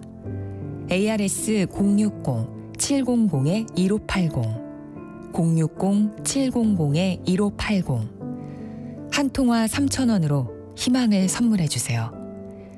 KBS 라디오 연중기획 희망충전 대한민국은 초록우산 어린이재단, 인탑스 주식회사, 그리고 청취자 여러분과 함께합니다. ARS 060-700-1580 한 통화 3,000원입니다.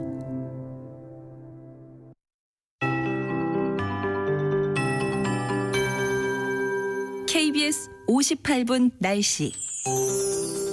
현재 중부와 전북의 폭염특보 발효 중인 가운데 최고 체감 온도가 경기 내륙을 중심으로 35도 안팎까지 나왔고요. 그 밖의 지역 33도 이상까지 올랐습니다. 오늘 서울의 낮 기온 35.4도까지 오르면서 어제와 마찬가지로 매우 더웠고요.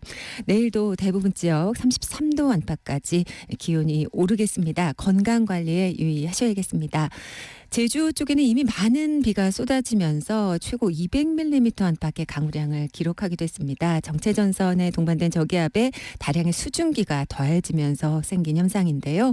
이 서귀포 고산 등에서는 시간당 40에서 50mm 안팎의 강한 비가 쏟아지면서 극값 2위를 기록했고요. 서귀포도 220.9mm 극값 2위입니다.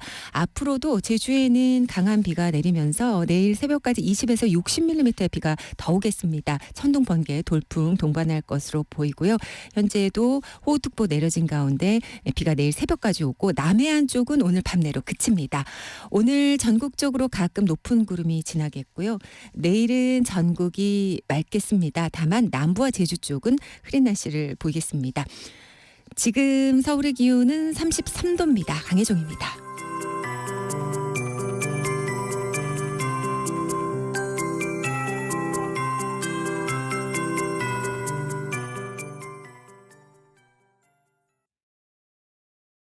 정성을 다하는 국민의 방송 KBS가 6시를 알려드립니다. AM 711kHz, FM 97.3MHz, KBS 1라디오입니다. HLKA.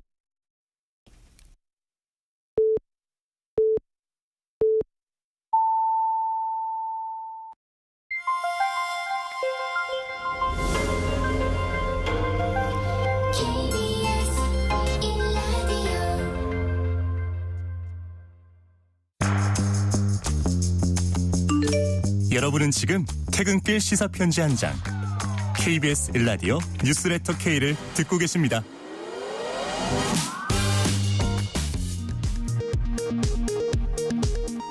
이 시각 라디오 정보센터 뉴스입니다. 북한은 오늘 북러 정상이 어제 체결한 포괄적 전략 동반자 조약의 전문을 공개했습니다. 한쪽이 무력 침공을 받으면 지체 없이 군사적 원조를 제공한다는 내용이 명시돼 있습니다. 정부는 북러의 군사기술 협력 언급에 엄중한 유감을 표했습니다. 윤석열 대통령의 제2요구권 행사로 21대 국회에서 폐기된 이른바 노란봉투법과 양곡관리법 개정안이 오늘 야당 단독으로 상임위에 각각 상정됐습니다. 민주당은 내일 법사위 전체 회의에서 해병대원 특검법 입법 청문회를 연 뒤 법안을 처리할 방침입니다. 한동훈 전 국민의힘 비상대책위원장이 오는 23일 당대표 출마 선언을 한다고 밝혔습니다. 원희룡 전 장관과 윤상현 의원도 당대표 경선 출마를 선언했습니다. 대한의사협회가 오는 22일 회의를 열어 무기한 휴진을 포함한 투쟁 방향을 결정하기로 했습니다. 정부는 집단 휴진 당시 참여율이 높았던 시군을 대상으로 의료기관 현장 조사에 착수했습니다. 정부는 올여름 최대 전력 수요가 8월 둘째 주에 발생할 거로 보고 전력 수급 대책을 논의했습니다. 전력당국은 원전 21기 가동과 늘어난 태양광 설비를 통해 올여름 공급 능력을 확보했다고 밝혔습니다. 지금까지 라디오 정보센터 뉴스 편유희였습니다.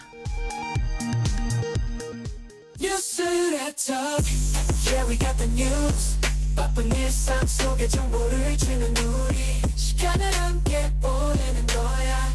뉴스레터. 세상을 바꾸는 기술 IT 뉴스 처음부터 끝까지 알려드립니다. 1타 IT. 우리에게 IT 소식 가장 잘 알려주실 1타 강사 김아람 IT 커뮤니케이션 연구소 책임 연구원과 함께 휴대전화 업계에서 불붙고 있는 인공지능 AI 격돌 상황 쉽고 자세하게 살펴보겠습니다. 어서 오세요. 네, 안녕하세요. 오늘 다룰 주제는 세계 각국 수십억 인구가 사용 중인 스마트폰 운영 체제입니다. 우리는 스마트폰 뭐 쓰냐 이렇게 질문 받으면 크게 삼성폰 또는 아이폰 이렇게 대답을 하는데요. 그런데 이게 기술적으로 보면 컴퓨터의 윈도우나 매킨토시처럼 아예 다른 운영체계 OS 오퍼레이팅 시스템을 의미한다면서요. 네, 그렇습니다. 이 스마트폰의 운영 체제는 각각의 기기에서 소프트웨어 그리고 하드웨어를 관리하고 또 조율하는 역할을 합니다. 네. 현재 시장에서 가장 널리 사용되는 두 가지 운영 체제가 삼성폰에 적용되어 있는 안드로이드 그리고 애플폰에 적용되어 있는 iOS 이렇게 두 가지가 가장 메인이다 말씀드릴 수가 있겠는데요. 이 안드로이드는 구글이 개발한 개방형 플랫폼입니다. 현재 삼성도 마찬가지고 기존의 LG, 소니 이렇게 다양한 제조사들이 사용을 하고 있고요. 반면에 애플의 iOS는 애플의 독점 운영 체제로 지금 활용이 되고 있습니다. 그래서 오직 아이폰, 아이패드 이렇게 애플 제품에 들어가 있고요. 이 각각의 운영 체제들이 독립적으로 개발이 되어 있기 때문에 각기 앱스토어도 다르게 사용을 하고 사용자 인터페이스, 보안 프로토콜 이런 것들이 전부 다 다르게 되어 있습니다. 근데 오늘 다룰 이 WWDC는 애플의 개발자 회의예요. 그래서 애플 시스템에 대해서 잠깐 말씀드리면 요거는 거의 폐쇄적인 시스템이다. 우리가 이렇게 이야기를 합니다. 네. 대신에 애플 기기 사이에서는 굉장히 호환성이 좋아요. 그래서 어느 기기에서 접속을 해도 좀 통일된 경험을 할 수 있다 보니까 한 번 애플 제품을 사게 되면 다른 것, 예를 들어 워치, 태블릿, 컴퓨터 이런 것들도 다 애플 제품을 쓰게 되는 좀 연쇄적인 작용이 있다. 이렇게 말씀드릴 수가 있을 것 같습니다. 네. 제가 세계 개발자 회의 얘기는 조금 이따가 더 하기로 하고요. 자, 갤럭시하고 아이폰을 각각 써보면 차이는 이제 제어판에서 나타난다고 해요. 안드로이드 계열은 프로그램마다 각각 설정 바꿀 수 있게 해놨고 반면에 iOS 운영체계는 말씀하신 대로 딱 그 아이폰 제어판을 통해서만 이제 할 수 있게 해놨다고 합니다. 그럼에도 불구하고 서로 장단점이 있겠죠? 네, 맞습니다. 이 안드로이드가 각 앱의 설정을 개별적으로 조정할 수 있다. 이렇게 말씀하셨는데 그래서 사용자별로 각각 모든 것들을 맞춰서 쓸 수 있기 때문에 굉장히 유연하고 사용자에게 자유로운 그런 네. 시스템이라고 말씀을 드릴 수가 있고요. 정치로 비유하자면 지방 분권형 체제다. 이렇게 말씀을 드릴 수가 있을 것 같습니다. 이 경우에는 다양한 사용자 요구에 다 맞출 수 있다. 이런 장점이 있고요.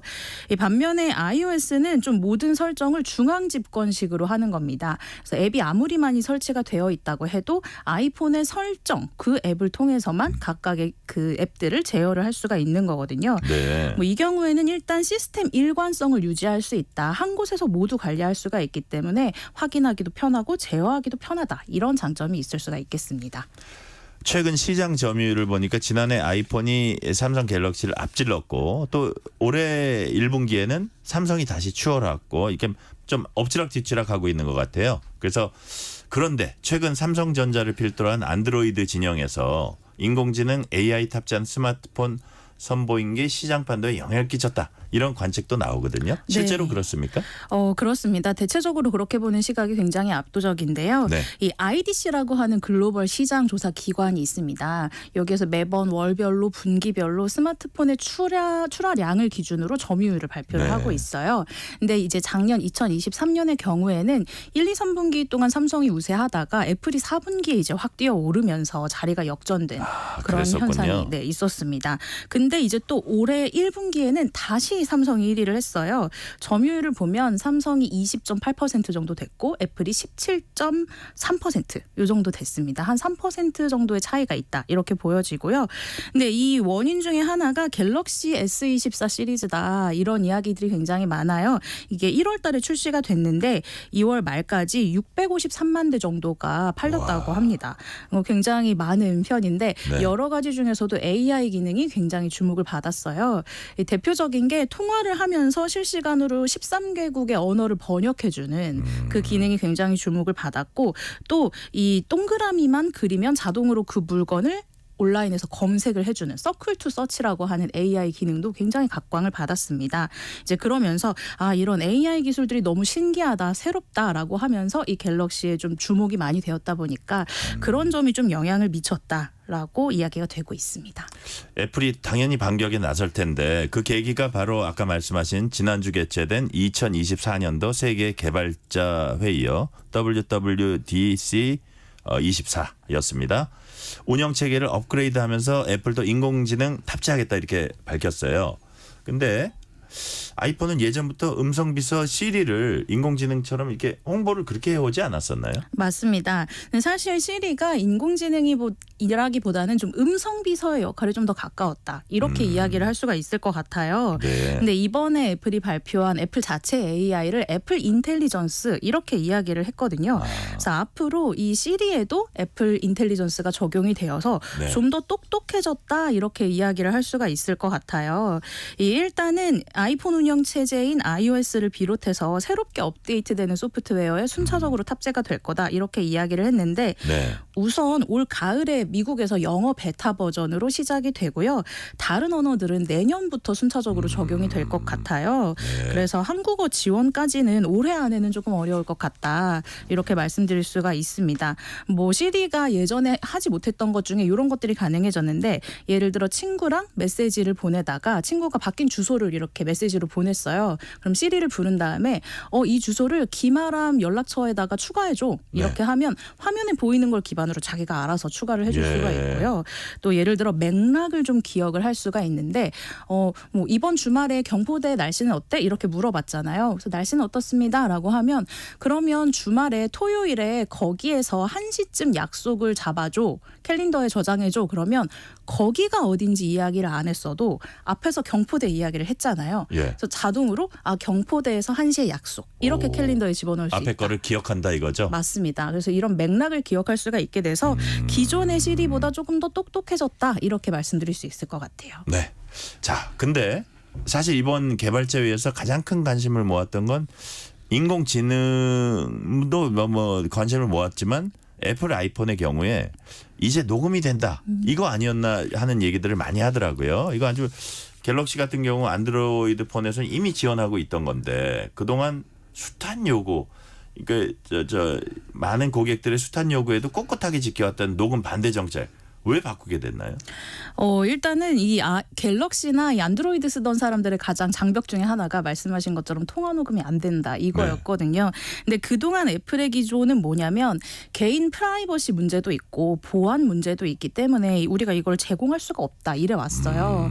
근데 이제 사용자들의 요구가 너무너무 거세지다 보니까 또 기존의 안드로이드에서 너무 다양하게 사용하는 서비스들을 왜 애플은 이게 안 되냐 이런 비판이 정말 많잖아요. 더 이상 버티지를 못한 거네요. 맞습니다. 그래서 이번에 드디어 이제 녹음을 도입을 하게 됐는데 사실 그동안은 법적인 문제도 있다고 봤었어요. 애플이. 대표적으로 상대방의 동의가 없는 통화 녹음이 불법의 소지가 있다. 이제 이런 거거든요. 네. 근데 실제로 미국의 경우에는 50개 주 중에서 13개 주가 이런 거를 불법으로 규정을 하고 있습니다. 근데 이번에 애플이 통화 녹음 도입을 하면서 통화 녹음은 할 수 있다. 다만 시작이 되면 당사자들한테 다 알림 기능을 띄우겠다. 이런 방식으로 이제 법적인 어떤 규정 상대방에게 네. 나한테도 상대방한테도 이제 알림을 띄우는 이런 방식으로 좀 피해 갔다. 이렇게 말씀드릴 수가 있을 것 같아요. 네.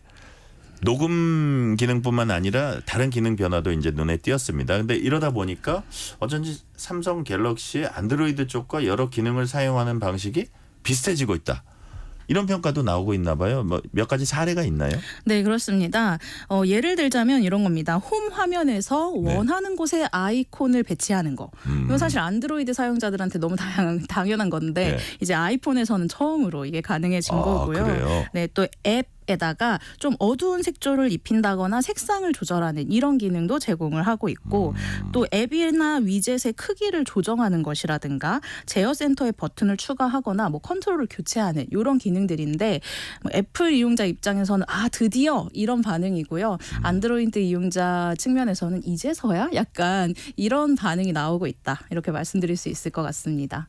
자, 아까도 말씀하셨지만 애플 제품들은 그동안 애플끼리만 이제 공유하고 호환하고 뭐 독특함이라 할까요? 아니면 그들만의 아이폰 생태계라고 이제 불릴 정도로 폐쇄적이었잖아요. 그럼 이런 기조도 변하는 거네요.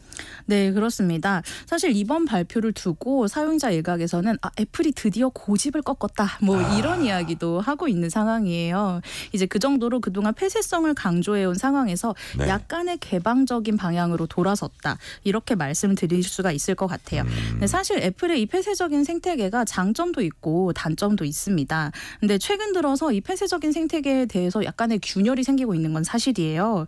대표적으로 뭐가 있냐면 3월 달에 미국 법무부가 16개 주랑 같이 애플을 상대로 소송을 제기했습니다. 뭐냐면 반독점법 위반 소송인데요. 이 애플이 5가지 기술 정도를 이용해서 자기 고객들이 다른 곳으로 이동하지 못하게 일부러 전략적으로 방해해왔다. 이런 이야기를 하는 겁니다. 뭐 예를 들자면 모바일 클라우드 스트리밍 앱 같은 것도 자기 회사가 아닌 거는 접속하지 못하도록 한다든지 이렇게 의도적으로 서비스를 제한함으로써 독점을 해왔다. 이런 비판이 있는 거고요. 또 유럽에서도 경쟁 당국 규제를 애플이 현재 받고 있는 상황입니다. 특히 그 앱에서 구매할 때 30%의 수수료를 부과하도록 강제가 되어 있거든요. 그래서 이런 부분들 때문에 법적으로 지금 생태계에 위협을 받고 있는 상황이어서 애플로서는 이런 부분에 대한 대응도 앞으로 좀 해 나갈 것으로 생각이 되고 있습니다. 아까 말씀하신 대로 이른바 앱둥이들 사이에선 애플 다음이 사라진다 이런 비판도 있을 것 같아요. 그거를 또 극복하면서 애플 다음을 또 찾는 이런 노력도 할 것 같은데 그런 부분도 있나요? 지금 노력이? 네, 말씀처럼 일부 애플 사용자들이 뭐 애플만의 어떤 매력이 사라지고 있다. 또 갈수록 아이폰의 혁신성이 좀 떨어지고 있다. 이런 이야기들까지 나오고 있는데요. 뭐 이런 비판에 대해서 애플도 충분히 알고 있습니다. 그러면서 어떤 부분을 강조하느냐. 새로운 기능을 도입하면서도 우리가 장점으로 여기는 기존의 높은 보안성. 우리는 꼭 요거 유지할 거다. 그래서 예를 들어서 새로 도입된 AI 기능들도 사용자 데이터를 외부 서버로 전송하는 게 아니라 이 애플의 아이폰 안에서 기계 안에서 처리함으로써 정보 유출을 최대한으로 막겠다. 보안성. 이런 이야기를 하고 있고요. 실제로 애플이 모든 제품과 서비스의 프라이버시를 가장 중심에 두고 있거든요. 그래서 이걸 핵심으로 삼아서 이용자들에게 좀 안심할 수 있는 AI 환경 제공하겠다. 이런 기조로 나설 것으로 생각이 됩니다. 네. 사실 우리가 쓰는 스마트폰의 기원은 스티브 잡스가 2007년 소개했던 1세대 아이폰이었습니다. 그 전에 휴대전화는 그냥 들고 다니는 전화기에 비슷했다 이런 표현을 쓰는 사람들도 있는데 아이폰은 음악을 자유자재로 내려받아 들을 수 있고 인터넷이 가능한 이른바 모바일 컴퓨터로 자리를 잡았습니다.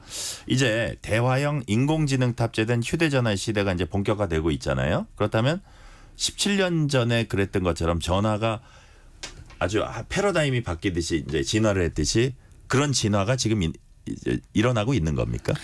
사실 이 작년에 챗 GPT가 화제가 되면서 나온 말이 있습니다. 이 인공지능 세대의 아이폰 모먼트가 도래했다. 딱 그 말이 작년에 나왔거든요. 근데 물론 이제 기술적인 한계하고 실제 사용성에 대한 고민도 해야 될 것 같기는 합니다.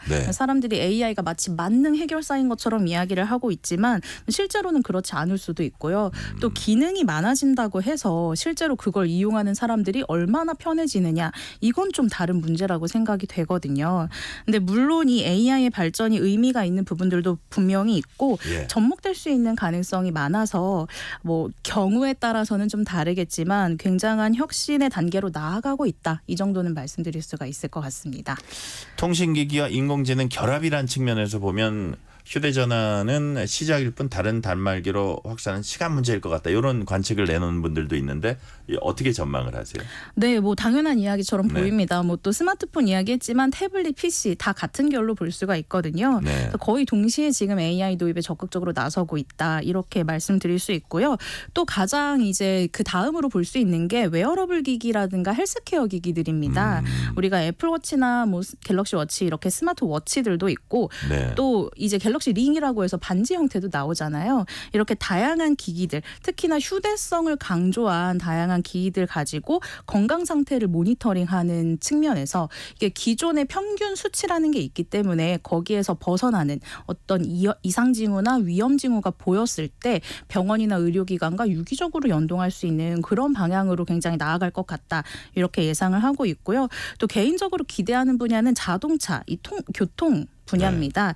지금도 OTA라고 해서 온라인으로 업데이트를 하고 이런 경우들이 많잖아요. 그러니까 자동차가 더 이상 하드웨어뿐만이 아니라 소프트웨어 측면에서도 굉장히 중요한 그런 의미를 가지고 있는데 앞으로 CITS라고 해서 스마트 교통 체계가 만들어질 거거든요. 그러면 도로와 자동차 사이에 통신을 기반으로 데이터를 주고받고 굉장히 편리한 교통 체계를 유지할 수 있는 이런 방향으로 나아갈 수 있을 걸로 그렇게 생각이 됩니다. 여기에서 AI도 굉장히 큰 역할을 할 것 같다. 이렇게 전망하고 있습니다. 네. 반대로 생각하는 전문가도 있을 것 같아요. 예를 들어서 휴대전화에 탑재된 인공지능이 이메일과 대화 내용 요약해주고 또 통역도 해준다. 뭐 여러 많은 기능들을 하지만 그게 아이폰 탄생처럼 통신 생활에서 유선을 걷어낼 만큼의 그 정도의 혁신인가? 이 부분에 대해서는 그 정도는 아니지 않느냐 뭐 이렇게 평가하는 분들도 있나 봐요. 네, 그렇죠. 아무래도 이 AI가 특히나 꼭 필요한가? 핸드폰에 이게 AI가 꼭 들어와야 가장 되냐? 근원적으로는 AI가 꼭 핸드폰에 필요한가? 맞습니다. 네. 근데 그런 의문을 가지고 계신 분들도 상당히 많아요. 근데 생각해 보시면 지금은 우리가 휴대폰을 스마트폰이라고 부르잖아요. 네네. 근데 예전에 최초에 나왔을 때는 우리가 일명 벽돌폰이라고 불렀죠. 그렇죠. 네, 근데 이 스마트폰과 벽돌폰이 둘 무지하게 다 커요. 네, 엄청나게 큰 벽돌처럼 정말 그 정도였는데, 근데 둘 다 이 전화를 한다라는 기능은 갖고 있지만 사실 스마트폰과 벽돌폰은 완전히 다른 기기라고 할 수가 있잖아요.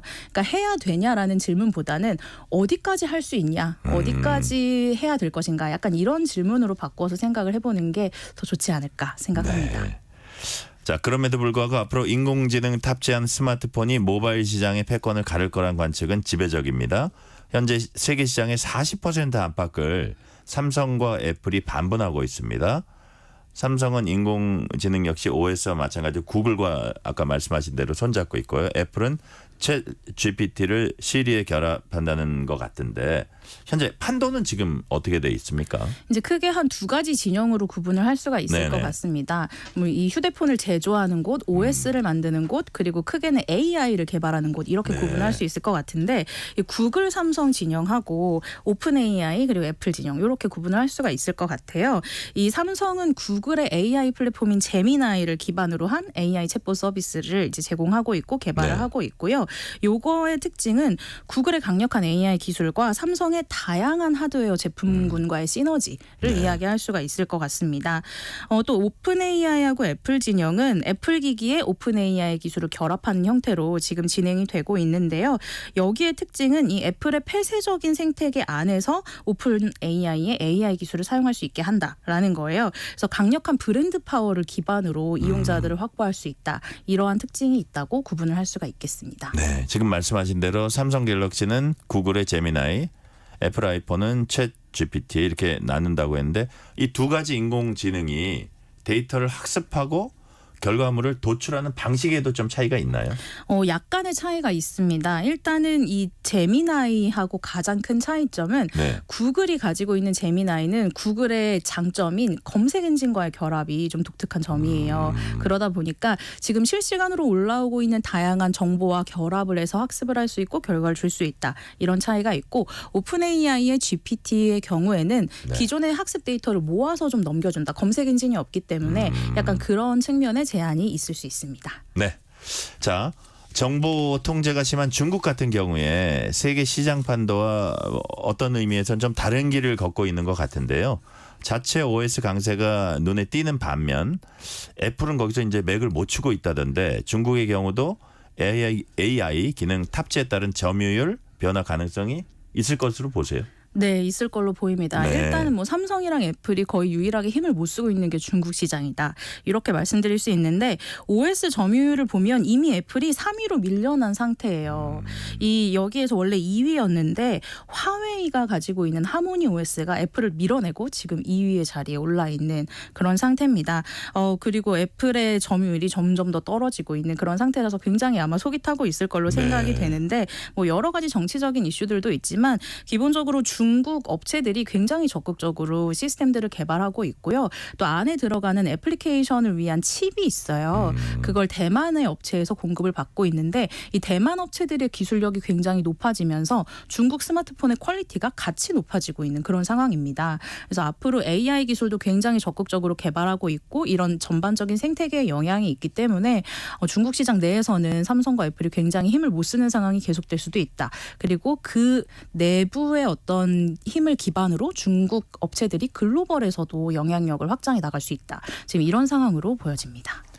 AI 탑재로 격화되고 있는 세계 모바일 시장 승부는 어디서 결정날까요? 굉장히 어느 이제 지점에서? 어려운 부분인데요. 네. 개인적으로는 이 사용자의 편의성에 따라서 갈릴 거라고 생각이 됩니다. 사용자의 편의성. 네, 그러니까 결국 복잡한 설정이나 명령어 없이도 얼마나 AI를 쉽고 자연스럽게 활용할 수 있느냐가 중요한 것 같은데요. 내가 지금부터 AI 기능을 써야지 이게 아니라 스마트폰의 기본적인 기능에 자연스럽게 AI 기술이 녹아들어 있어서 사람이 인지하지 못하는 상태로 AI 기술을 활용할 수 있는 그러한 단계로 나아가는 게 가장 중요하다. 이런 생각이 들거든요.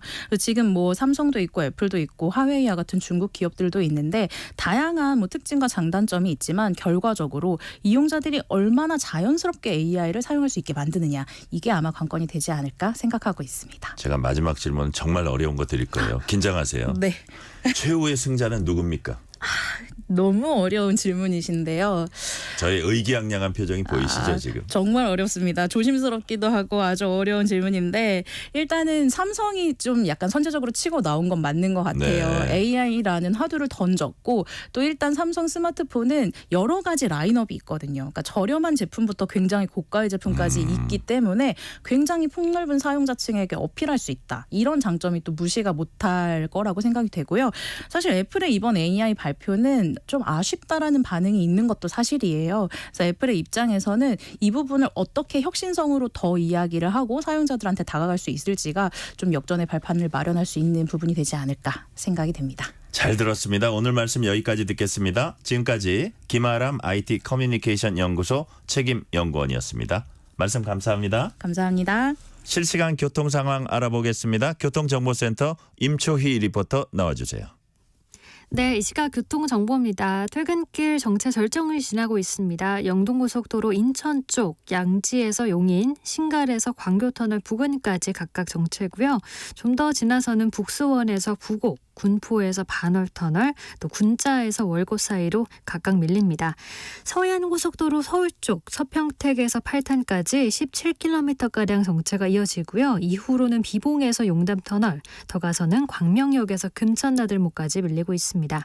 이어지는 서부간선도로 성산대교 쪽 거의 전 구간에서 더딘 흐름 보이고요. 같은 방향 서부간선 지하도로는 출구 부근에서만 밀리고 있습니다. 1차로에는 고장난 차까지 생겨서 주의하셔야겠고요. 올림픽대로 공항 쪽 영동대교에서 가양대교까지 정체 이어집니다. KBS 교통정보센터였습니다.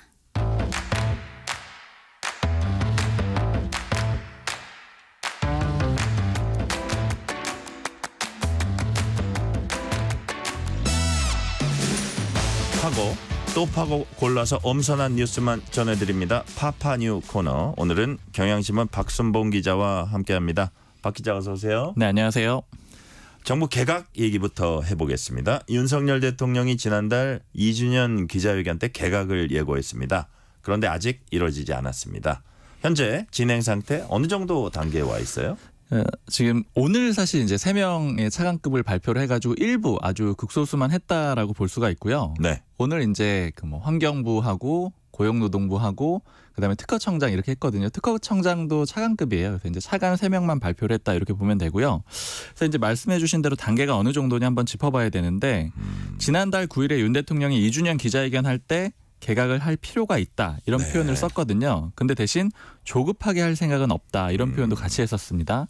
그다음에 제가 또 체크를 해봤을 때 지난 5일이에요. 6월 5일에 한번 체크를 해보니까 그때 정부 쪽에서 대통령실 쪽에서 장차관 인사를 대비해가지고 기초 스크린 과정을 밟고 있다 이렇게 얘기를 했었거든요. 예. 그러니까 이제 인선을 좀 추려가는 그런 과정이었던 거고요. 그리고 나서 오늘 이제 차관 인사를 좀 발표를 한 거죠.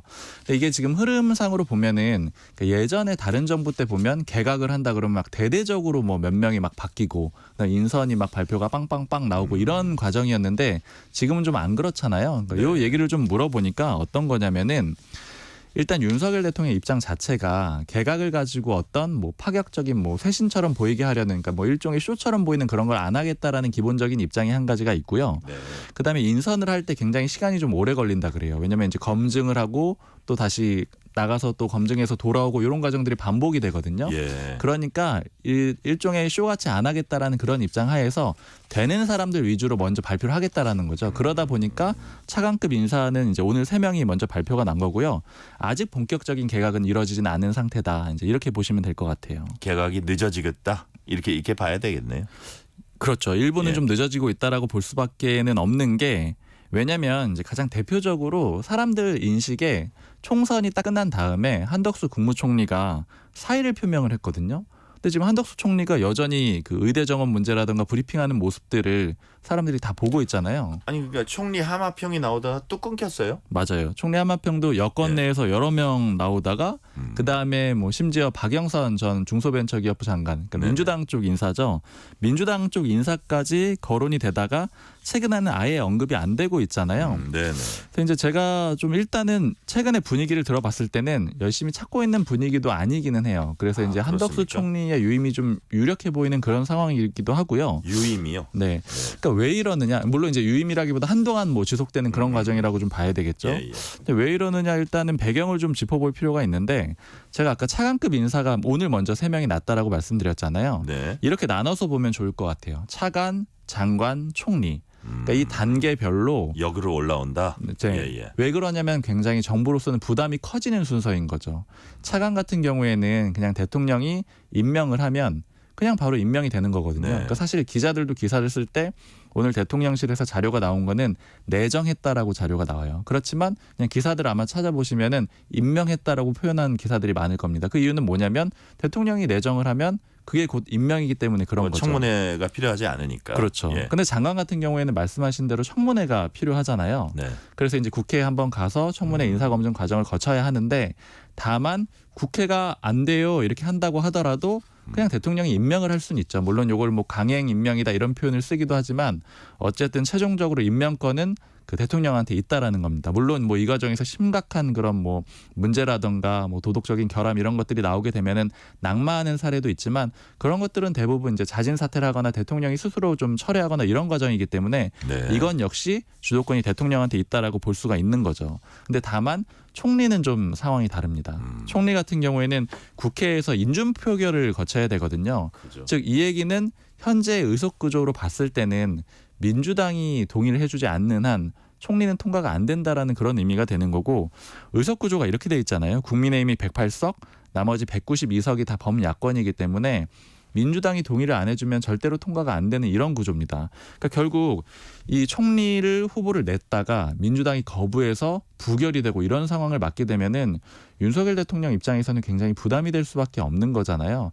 그러니까 쉽사리 총리 인선을 내기가 어려운 상태고요. 게다가 지금 전국을 보면은 굉장히 좀 경색돼 있다라는 표현이 뭐 맞죠. 부족할 경색돼 정도잖아요. 있죠. 예, 예. 왜냐하면 이제 그 민주당 같은 경우에는 윤석열 대통령이 거부권을 많이 썼다 이렇게 비판을 하고 있고 네. 반대로 여당이나 정부 같은 경우에는 민주당이 뭐 독주를 하고 있다, 입법 독주를 하고 있다 이렇게 비판을 하고 있는 상황이고 게다가 원구성 협상도 잘 안 되고 있는 상황이잖아요. 그러니까 이런 상황에서 갑자기 총리 후보를 내놓기가 굉장히 좀 어려운 그런 상황인 거죠. 네. 아까 잠깐 말씀하셨는데 박영선 전 장관 같은 야권 인물들도 한제 거론이 됐습니다. 그 가능성은 지금 좀 남아 있는 건가요?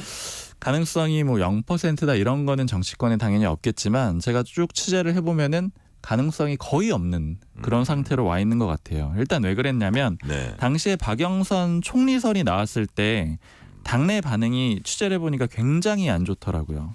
당내 반응이 어땠어요? 그러니까 뭐 예를 들어가지고 뭐 공식적으로 비판적인 입장들을 낸 사람들도 있는데 특히 제가 좀 주목해서 봤던 건 뭐였냐면 당시에 뭐 국민의힘 관계자가 저한테 당원 게시판이 큰일 난 것 같다 이렇게 얘기를 하면서 보여주는 거예요. 이제 당원들만 게시판을 볼 수가 있거든요. 근데 캡처해가지고 몇 가지를 보여줬는데 그 내용들을 보니까 뭐 대통령 그 당에서 나가야 된다, 탈당하세요, 뭐 이런 종류의 글들이 굉장히 여러 개가 많이 올라왔었어요. 그래서 이게 왜 그러냐 하고 당시에 관계자들하고 좀 얘기를 해보니까 이제 윤석열 대통령이 사실은 보수 정당의 대통령이 되긴 했지만 기본적으로는 보수 정당의 그 전통적인 지지층들의 마음을 완전히 사로잡고 있다 이렇게 보기는 좀 어려운 거예요. 그러니까 예를 들어서 뭐 박근혜 전 대통령 같은 경우에는 단단한 보수층의 지지자들이 있었던 거잖아요. 근데 윤석열 대통령은 어떻게 보자면 일부 비판하는 사람들은 민주당에서 이제 검찰총장을 했던 민주당 정부에서 검찰총장을 했던 인물이고 게다가 박근혜 전 대통령, 이명박 전 대통령을 수사를 하고 이제 뭐 구속 기소를 했던 그런 인물로 이제 평가를 받는 거잖아요. 네. 이런 상황에서 야당의 인물을 기용을 한다라는 얘기가 나왔을 때 그 좀 근간이 쉽게 흔들릴 수가 있다 이런 지적들이 좀 나왔던 거고요. 네. 그다음에 또 하나 이제 비판적으로 나왔던 얘기들이 윤석열 대통령을 이제 보수층에서 지지를 했던 이유 중에 하나가 이재명 후보가 되는 게 싫었기 때문이라는 거예요. 그러니까 그게 가장 싫었기 때문에 윤석열 대통령을 지지를 했던 건데, 그런데 이 뭐 박영선 전 장관도 그렇고 뭐 이 과정에서 나왔던 얘기들이 뭐 이재명 대표가 좀 싫어하는 일은 안 하겠다. 물론 이제 대통령실에서는 공식적으로 없었던 일이라고 했었지만 당시 한국일보 보도로 뭐 함석득 교수랑 이런 이렇게 대화 나눴던 내용들이 나왔었잖아요.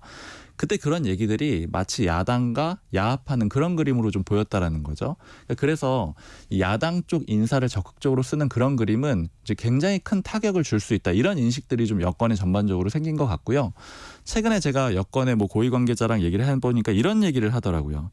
이제 역대 정부들이 보면은 중도층 내지는 이제 반대 진영이랑 그 힘들어질 때 손을 잡으려고 하는 경우들이 있는데, 그렇게 했을 때 굉장히 급격히 무너졌다라는 거예요. 그러면서 이제 가장 그 대표적인 사례로 드는 게 그 노무현 전 대통령이 굉장히 어려워졌을 때 대연정을 얘기를 했잖아요.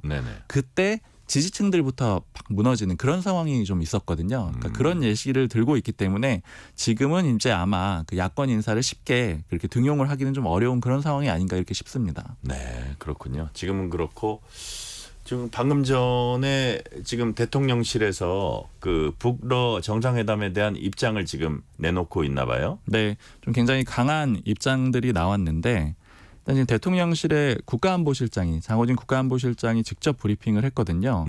이런 표현들이 들어가 있습니다. 지금 이제 북한과 러시아가 체결한 그 조약에 대해서 엄중한 우려를 포함하며 이를 규탄한다, 이런 표현을 썼고요. 그다음에 국제사회의 선제 공격을 가정해서 군사협력을 한다는 거는 궤변이요 어불성설이다, 이런 표현도 썼고요. 그다음에 이제 한미일 그 안보 잘 협력을 해가지고 단호히 대처해 나갈 것이며, 또 북한의 핵과 미사일을 무력화하기 위해서 더욱더 그 안보 협력 체계를 강화해 나갈 것이다, 이런 표현들을 썼습니다. 이게 사실 이제 흐름을 좀 보면은 당초에는 부처에서 브리핑할 것이다, 이런 얘기들도 있었거든요. 근데 예상보다 그 체결한 조약의 강도가 좀 높았잖아요. 그러다 보니까 대통령실에서 좀 직접적으로 나선 걸로도 이렇게 좀 해석이 됩니다. 저기 보니까 북러 간 무기 운송 등 선박 4척을 제재 대상으로 지정한다, 이런 것도 있고, 러시아에 대한 수출 통제 확대, 신규 품목 추가, 뭐 이런 것들이 쭉 나오는 거 보니까 상당히 구체적으로 좀 대응을 하는 그런 분위기예요. 지금 맞습니다. 보니까. 좀 굉장히 강도 높게 대응을 해야 된다라는 그런 분위기가 있고요. 지금 사실 이미 무기 거래 같은 것들은 그 러시아하고 북한이 하고 있는 그런 상태잖아요. 그러니까 이제 좀 우려가 되는 거는 군사적으로 사실상의 동맹 관계처럼 움직이지 않을까, 이런 우려가 있기 때문에, 사실 그래서 이전에 대통령실에서도 러시아 쪽을 향해서 이제 선을 넘어서는 안 된다, 이런 식의 표현들이 나왔었던 거거든요.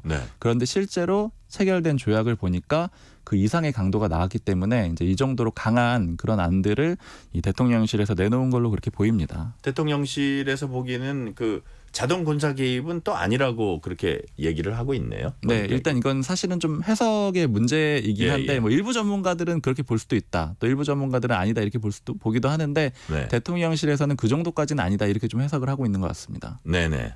자, 다음에는 저 국민의힘 전당대회 얘기 조금 나눠볼까요? 원희룡 전 장관이 이제 출마 선언을 했습니다. 또 윤상현 의원도 출마 선언을 했고요. 자, 지금까지 뭐 어대한이라는 얘기도 나왔는데 다른 분석은 꼭 어대한은 아니다, 이런 분석도 나오고 있어요. 자, 박 기자 보기에는 지금 분위기 어떻습니까?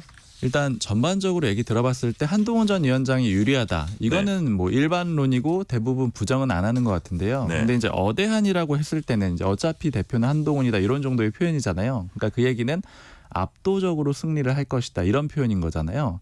근데 제가 전반적으로 취재를 해봤을 때는 그렇게까지는 아닐 거다. 이제 구체적인 표현을 말씀드리면 원사이드하게 그렇게 흘러가지는 않을 것 같다, 이런 얘기들이 좀 나와요. 그래서 그게 이제 그 근거가 뭐냐, 이렇게 좀 얘기를 들어보니까 일단 이제 한동훈 전 위원장을 지지하는 그룹들이 어떤 사람들인지 좀 짚어볼 필요가 있습니다. 그러니까 한동훈 전 위원장을 주로 지지하는 사람들은 뭐 이제 수도권 쪽에 원외 당협위원장들이 좀 많고요. 그러니까 원외 당협위원장들이 좀 많죠. 그리고 이제 공천 과정에서 들어왔던 뭐 비대위원 출신의 비례대표라든가 이런 인물들이 좀 있는데, 그래서 뭐 의원들이 뭐 20-30명 정도 된다, 이런 평가들이 있는 상태죠. 근데 반대로 한동훈 전 위원장을 지지하지 않는 사람들은 어떤 그룹이냐면, 현역 의원 중에 뭐 TK나 아니면 강원도 지역 쪽에 좀 많이 있고요.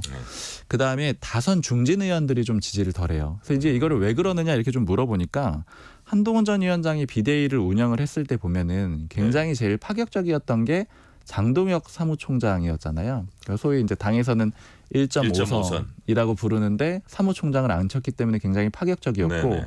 그럼 원래 한 뭐 3선 정도가 하는 자리인데 1.5선이 앉게 되면 그러면 이제 중진이나 다선들의 자리가 없어지는 거잖아요. 근데 사실 그때는 초선이었어요. 그렇죠. 지금 재선이 된 거죠. 그렇죠. 그죠? 예, 맞습니다. 예, 예. 그러다 보니까 결국에는 이제 이렇게 되면은 중진 다선들은 움직일 자리가 없게 되지 않겠느냐 이런 생각들을 갖게 되는 거죠. 네. 그리고 한동훈 전 위원장이 기본적인 포지션 자체가 여의도 정치에 대한 좀 불신이랄까요? 아니면 뭐 개혁 이런 것들을 많이 얘기하잖아요. 뭐 여의도 사투리를 쓰지 않겠다 이런 표현들을 많이 쓰면서요. 그러다 보니까 소위 말하는 다선 중진의 기성전 정치인들 같은 경우에는 한동훈 전 위원장이 오게 되면 아, 내 입지가 좀 줄어들 수가 있겠구나 이런 판단을 할 수가 있는 거고요. 그리고 기본적으로 친윤 그룹이라고 알려져 있는 이철규 의원 포함해가지고 네네. 이 일부 그룹들은 당연히 한동훈 전 위원장이랑 좀 적대적인 그런 관계를 맺고 있는 상태잖아요. 그래서 이제 일반적인 평가는 현역 의원들은 아무래도 한동훈 전 위원장을 압도적으로 지지하지는 않을 것이다 이렇게 보는 겁니다. 근데 다만 전당대회라는 거는 이제 모든 지역에서 다 참여를 하는 거잖아요. 네. 그럼 253개 지역이 있다라고 쳤을 때 어차피 국민의힘의 전체 의원이 108명밖에 안 되고 거기서 현역 의원은 그 지역구 의원은 더 적은 거고요. 그러면 한동훈 전 위원장이 숫자상으로 유리한 거 아니야 이렇게 생각이 들었는데 또 얘기들을 하는 게 뭐냐면은 당원 동원력이 현역 의원들이 훨씬 높다라는 거예요. 그러니까 이게 왜 그러냐면은 일단은 그 의원들이 당선된 지역들은 기본적으로 국민의힘의 당세가 강한 지역들이겠죠. 그러니까 당원들이 더 많은 거예요. 예를 들면 뭐 TK 지역의 당원들이 훨씬 더 많은 거죠. 그리고 좀 현실적인 문제를 뭐 관계자가 얘기를 하는데 예를 들어 당원 동원을 하려면 문자를 쭉 당원들한테 한번 보내야 되잖아요. 네. 근데 이 돈이 한 번 보낼 때마다 몇 천만 원이 들어간다라는 거예요. 근데 이거를 현역이 아닌 원외 당협위원장들이 그렇게 문자 보내고 동원하는 게 굉장히 어렵다라는 거죠. 당연히 그렇겠죠. 그렇죠. 예, 그래서 예. 그런 부담들이 있고 거기에 더해서 지방선거 공천권도 물론 원외 당협위원장도 갖고 있지만 그렇게 현역 의원처럼 단단하진 않아요. 왜냐하면 현역 의원은 기본적으로는 다음 총선 때까지는 당협위원장 자리가 거의 보장돼 있는 그런 사람들이잖아요. 근데 원외들은 그렇게 장담할 수는 없거든요. 그러니까 이런 요소들을 다 따져봤을 때 네. 얼만큼 끌어올 수 있느냐는 그러니까 숫자는 한동훈 전 위원장 지지하는 쪽이 많겠지만 현역들의 숫자가 굳이 따지자면 질이 훨씬 그 높은 당원들을 많이 데려올 수 있기 때문에 그런 점에서는 완전히 압도적이지는 않을 것이다 이런 평가들이 좀 있습니다. 그 이준석 개혁신당 의원이 네. 오늘 이런 말을 했어요. 그 원희룡 전 장관 이제 출마했다 그러니까 이것은 윤석열 대통령이 한동훈 전 위원장에게 보내는 메시지다. 맞아요. 그런 네. 사실 해석들도 좀 많고 한데 네. 그게 어떤 의미로 좀 그렇게 보이느냐면은 사실 이제 친윤 그룹의 후보가 마땅히 없는 상태였잖아요. 네네. 갑자기 뒤늦게 그 원희룡 전 장관이 나오게 됐어요. 그리고 나경원 전 의원도 사실은 비윤에 가깝다라고 볼 수가 있잖아요. 그러다 보니까 결국엔 친윤 후보가 나온 게 아니냐 이런 얘기인데 일단 정부 쪽에서는 뭐 그러니까 용산 쪽에서는 뭐 친윤 후보는 없다. 이게 일단 기본적인 입장이긴 합니다. 네. 지금 말씀하신 나경원 의원이나 유승민 전 의원도 최종 결심이 임박한 것으로 알려졌습니다. 오늘 말씀은 여기까지 듣겠습니다. 지금까지 경향신문 박순봉 기자였습니다. 감사합니다. 감사합니다.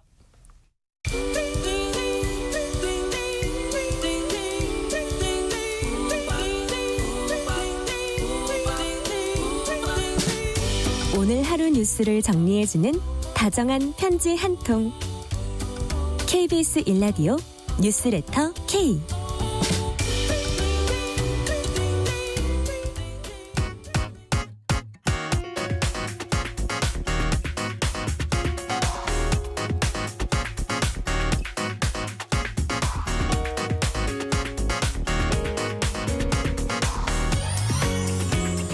뉴스 뒷면에 숨어있는 심리. 다양한 이슈를 심리학적 관점에서 풀어보는 시간 뉴스가 알고 심리. 김태훈 경남대 심리학과 교수 나오셨습니다. 어서 오세요. 안녕하세요. 오늘은 가족 내 심리와 갈등 문제를 다뤄보려고 합니다. 사춘기 자녀, 갱년기 부모. 시기에 따라 여러 갈등 양상이 있습니다. 화목한 가족도 있지만 대면대면하고 소통이 어려운 가족도 있거든요. 가족 간의 소통. 왜 이렇게 어려운 걸까요? 가족들이요. 서로 잘 안다고 생각해서 그렇습니다. 실제로 그 가족들이 서로 잘 알지 못함에도 불구하고 잘 안다고 착각하고요. 또 아주 친하지 않음에도 불구하고 친하다고 생각하는 경우도 되게 많습니다. 가족들이 친하지 않은 경우가 많군요. 네. 그 기자님은 하루에 어떤 분들이랑 시간을 제일 많이 보내시나요? 뭐 직장 동료나 친구들 아닌가요? 대부분 그렇죠. 예, 그게 죄송합니다. 아니 그게 되게 자연스러운 건데 예. 그러다 보니까 사실은 나의 일상을 제일 잘 아는 사람들은 직장 동료일 가능성이 되게 높아요. 네. 그런데 우리는 가족이니까 서로 잘 안다고 생각했죠. 이것 때문에 갈등이 폭발한 게 바로 코로나19 때입니다. 아, 그랬어요? 네, 갑자기 서로 많은 시간을 함께 보내기 시작했어요. 그러니까 네. 이전에 보지 않던 것들이 보이기 시작하고 야, 너 너무 게임 많이 하는 거 아니야? 이런 말씀들을 부모님이 하시게 되고 그래서 나 게임 많이 하는 거 지금에서야 알았어. 뭐 이렇게 되는 거네요. 네, 예, 예.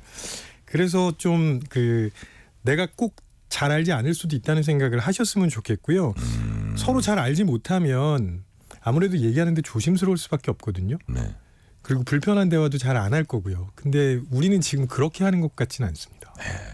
지금 서로 잘 알지 못하면서 너무 안다고 착각하고 있는 이거부터 이제 생각을 좀 고쳐야 된다. 심지어 더 나가면 거의 소유물로 생각하는 경우도 있어요. 그건 더 나간 얘기고. 자, 다음 질문은 특히 자녀가 사춘기 겪을 때 이런 소통 문제 많이 겪습니다. 사춘기 심리를 다룬 영화가 최근에 나왔다고 해요? 네, 인사이드 아웃 2라는 영화인데 네. 이게 이제 원래 첫 번째 편이 나왔고 이번에 두 번째 편이 나왔는데요. 아, 네. 이게 심리학적으로는 굉장히 의미가 있는 영화입니다. 아, 그래요? 네, 왜냐하면 꽤 오랫동안 우리 인간이 무언가 생각하고 판단하고 결정할 때 이성적이고 합리적으로 하는 존재다 이렇게 얘기를 해왔거든요. 네네. 근데 이제 지난 한 30-40년 정도의 연구 결과를 보면 그거보다 훨씬 더 중요한 게 감정이라는 게 밝혀지기 시작했습니다. 네. 그래서 이 영화는요. 우리 뇌 속에 있는 감정들이 실제로 어떤 역할을 하는지를 아주 상세하게 보여주고 있거든요. 이거 사실 일상에서도 많이 경험하실 거예요. 예를 들어서 점심 드시러 갈 때 만약에 짜장면과 짬뽕을 다 좋아하신다면 네. 결정하기 되게 어렵잖아요. 짬짜밥. 예. 그 여러 가지 음식 중에 결정하기 어려운 이유는 내가 그걸 먹었을 때 어떤 감정을 가지게 될 건지가 네. 명확하지 않을 때입니다. 옷 고를 때도 마찬가지고요. 그래서 이렇게 감정이 결정에 매우 중요한 역할을 하고요. 이걸 다르게 해석을 해보면 왜 직장에서 우유부단한 상사들 있죠. 결정을 잘 못하는 상사들. 왜 그러냐면 내가 어떤 결정을 내렸을 때 직원들이 어떤 감정을 가질지를 예측을 잘 못하는 겁니다. 그러니까요. 네. 예. 자, 어른들도 다 사춘기 겪고 자라서 이제 저 때는 저랬지 조금 이해는 해요. 네네네. 이해는 하는데 또 그렇지만 말 건네기도 어렵고 까칠한 자녀 보면 또 답답하기도 하고요. 청소년기에는 왜 이렇게 감정 변화가 심한 겁니까? 사춘기 자녀들이 예. 그런 감정을 느끼면서 그대로 표현하고 있는 거거든요. 근데 부모 입장에서는 당연히 받아들일 수 있는 게 있고 네. 그렇지 않은 게 있습니다. 그러니까 부모는 경험을 계속 누적하고 축적해 왔잖아요. 그러니까 내가 볼 땐 이건 적절하고 이런 건 별로 적절하지 않아 이렇게 판단하고 있거든요. 그러면 부모 입장에서는 아이들이 이런 것들은 좀 잘 제어를 했으면 좋겠고 이런 것들은 그냥 해도 괜찮고 이런 게 있을 텐데 문제는 청소년기가 이 제어 능력이 아주 완전히 발달했을 때가 아니라는 겁니다. 그러니까 우리 뇌에 보면 이 앞쪽 부분이 전두엽이고요. 네. 전두엽 안에서도 제일 앞쪽 부분이 전전두엽이라는 부분인데 이 전전두엽이 충분히 발달을 해야 충동 제어력이 충분히 또 나타날 수 있거든요. 네. 근데 청소년기는 아직 그게 완성된 상태가 아니기도 하고요. 또 다른 측면으로는 사춘기라는 게 나만의 가치관을 형성하는 시기예요. 자의식이 생기고 내가 하는 생각 이런 게 생기는데 그게 자연스럽게 부모랑 충돌하게 되는 거죠. 네. 자, 그래서 뭐 15살, 16살 뭐 중2병이라고도 하는데 사춘기라는 건 지속이 보통 언제까지 됩니까? 거의 10대 끝난다고 보셔도 됩니다. 아, 그렇군요. 자, 그런데 자녀가 이렇게 불안을 겪을 때 부모도 똑같이 이제 불안할 수 있습니다. 그냥 지켜봐야 할까? 개입할까? 어디까지 개입할까? 말 걸었다 괜히 싸움이 생기지 않을까? 이거 어떻게 해야 합니까? 제가 보기에는요. 예. 일단 너무 아이 대하듯 하지 마시고 예. 마치 어른이랑 대화하는 것처럼 존중해 주시는 게 가장 첫 번째 단계여야 한다고 생각합니다. 그러니까 아이들은 자기 말을 무시당하는 것 같은 느낌을 견디기 어렵거든요. 네. 네. 왜냐면 아까 가치관이 형성되는 시기라고 말씀드렸는데 그래서 그런 게 일단 제일 처음으로 좀 조심하셔야 되는 부분이고 그렇게만 하면 아이의 전혀 다른 모습을 발견하실 수도 있을 거예요. 네. 또 다른 측면 하나는 이제 심리학에서 접근 동기와 회피 동기라는 게 있거든요. 네. 접근 동기는 내가 원하는 걸 하고 싶어하는 동기고, 회피 동기는 내가 원하지 않는 것에서부터 멀어지려는 동기입니다. 근데 사춘기 아이들은 하고 싶은 게 너무 많을 때고요. 네. 부모들은 안 했으면 좋은 게 너무 많을 때입니다. 예. 그러면 부모 입장에서는 회피 동기를 자꾸 생각하게 되고, 그래서 자꾸 하지 말라고 할 수밖에 없습니다. 그렇죠. 예. 근데 아이들은 하고 싶은 게 너무 많기 때문에 왜 그러는지 이해를 잘 못하는 거예요. 근데 사실은 부모님들도 그 시기에 하고 싶은 게 많으셨었거든요. 예. 그래서 그걸 조금 이해해 주시면 어떨까 하는 생각이 듭니다. 근데 또 반면에 부모가 여행 가자 그러면 그건 같이 가는 건 아이들이 바라는 게 또 아니죠. 그런 경우 되게 많잖아요. 예. 뭐 하자 그러면 싫어. 예. 안 해. 뭐 이런 경우 되게 많은데, 그럼 아이들이 아무것도 안 하고 싶은 건가 오해하실 수 있는데요. 사실은 아이들이 자기가 하고 싶은 걸 이전에 표현했었을 가능성이 큽니다. 아, 그래요? 네, 부모님이 그거를 캐치를 못 하신 거예요. 그래서 어떤 일이 있었는지를 조금 보시고, 네. 아이들이 얘기하는 건 사실은 거의 같습니다. 내가 이런 거 하고 싶어. 그런 의사를 좀 존중해 달라는 요구를 계속 하고 있는 거거든요. 네. 그렇다면 그 불안한 시기가 그냥 지나가는 건 아니고 좀 극복하려고 같이 노력해 주는 게 좋겠네요. 가족이. 그렇죠. 네. 네. 그 시기를 제대로 겪지 않으면 안 좋은 케이스가 발생할 수도 있는데, 예를 들면 부모 말에 그냥 순종만 하잖아요. 소위 말하는 굿보이 신드롬 같은 게 나타날 수도 있습니다. 네. 그 저희가 오늘 다루려는 아주 중요한 내용 중에 하나가 네네네. 사춘기 자녀 대 네. 갱년기 부모 이건데, 2458님이 중학교 다니는 아들보다 갱년기 남편이 더 힘듭니다. 작은 일에도 섭섭해하고 드라마 보며 우는 남편을 어찌해야 하나요? 찔끔찔끔. 아이고, 제가 웃으면 안 되는데 죄송합니다. 네, 방송을 계속 지속하시죠, 우리. 네. 예. 갱년기와 사춘기가 전쟁을 벌였을 때 어느 쪽이 이긴다. 이거는 와, 그건 정말 적벽 대전 아닙니까? 사실 어느 쪽이 이길지 잘 모르겠습니다. 예. 근데 확실하게 말씀드릴 수 있는 건 뭐냐면, 네. 사람들은 갱년기는 알아서 극복하라고 얘기하고요. 사춘기는 도와줘야 된다고 생각합니다. 착각이에요? 갱년기도 도와주셔야 돼요. 예. 어른이라고 꼭 혼자서 그거를 극복할 수 있는 게 아니다. 그렇죠. 그런 말. 왜냐하면 사춘기는 그 변화를 겪으면서 성인이 될 준비를 하는 거라고 모든 사람들이 생각하잖아요. 그렇죠. 갱년기는 마찬가지로 호르몬 변화가 급격하게 오면서 그 다음 단계를 준비하는 시기거든요. 네. 근데 이거는 뭘 그렇게 해. 네가 알아서 의지력으로 극복하면 되지라는 말씀을 너무 많이 하시는 거예요. 당연히 도울 수 있으면 도와주셔야 되는 거죠. 그러니까 어떤 경우에는 사춘기 청소년보다 갱년기 부모가 더 심각한 상황일 수 있다. 요런 제가 뜻으로 좀 들리는데, 네네. 그럼 이런 각도로 제가 질문해 볼게요. 사춘기 대 갱년기 심리 변화가 더 격한 건 둘 중에 어느 때인가요? 비슷하다고 생각합니다. 비슷해요. 네. 예. 근데 아까 말씀드렸던 것처럼 갱년기에 어떤 변화를 겪는지에 대해서는 갱년기에 계신 분들도 잘 모르세요. 네. 그리고 주변에 있는 사람들도 잘 모르시고요. 근데 굉장히 많은 감정 변화를 겪고 계세요. 그래서 심리 치료를 좀 받을 필요도 있어요. 심하면. 네. 일단 호르몬 변화 때문에 나타나는 거거든요. 네네. 그래서 일단 의사 선생님들 만나셔가지고 그런 치료를 받으시는 것도 가능하고요. 그다음에 심리 치료도 가능한데, 대표적인 건 이제 인지행동 치료라는 게 있습니다. 네. 인지행동 치료는 뭐냐면은 말 그대로 인지가 생각이거든요. 이거를 바꿔서 행동이 바뀌는 걸로 나타나게 해보자는 거고, 네.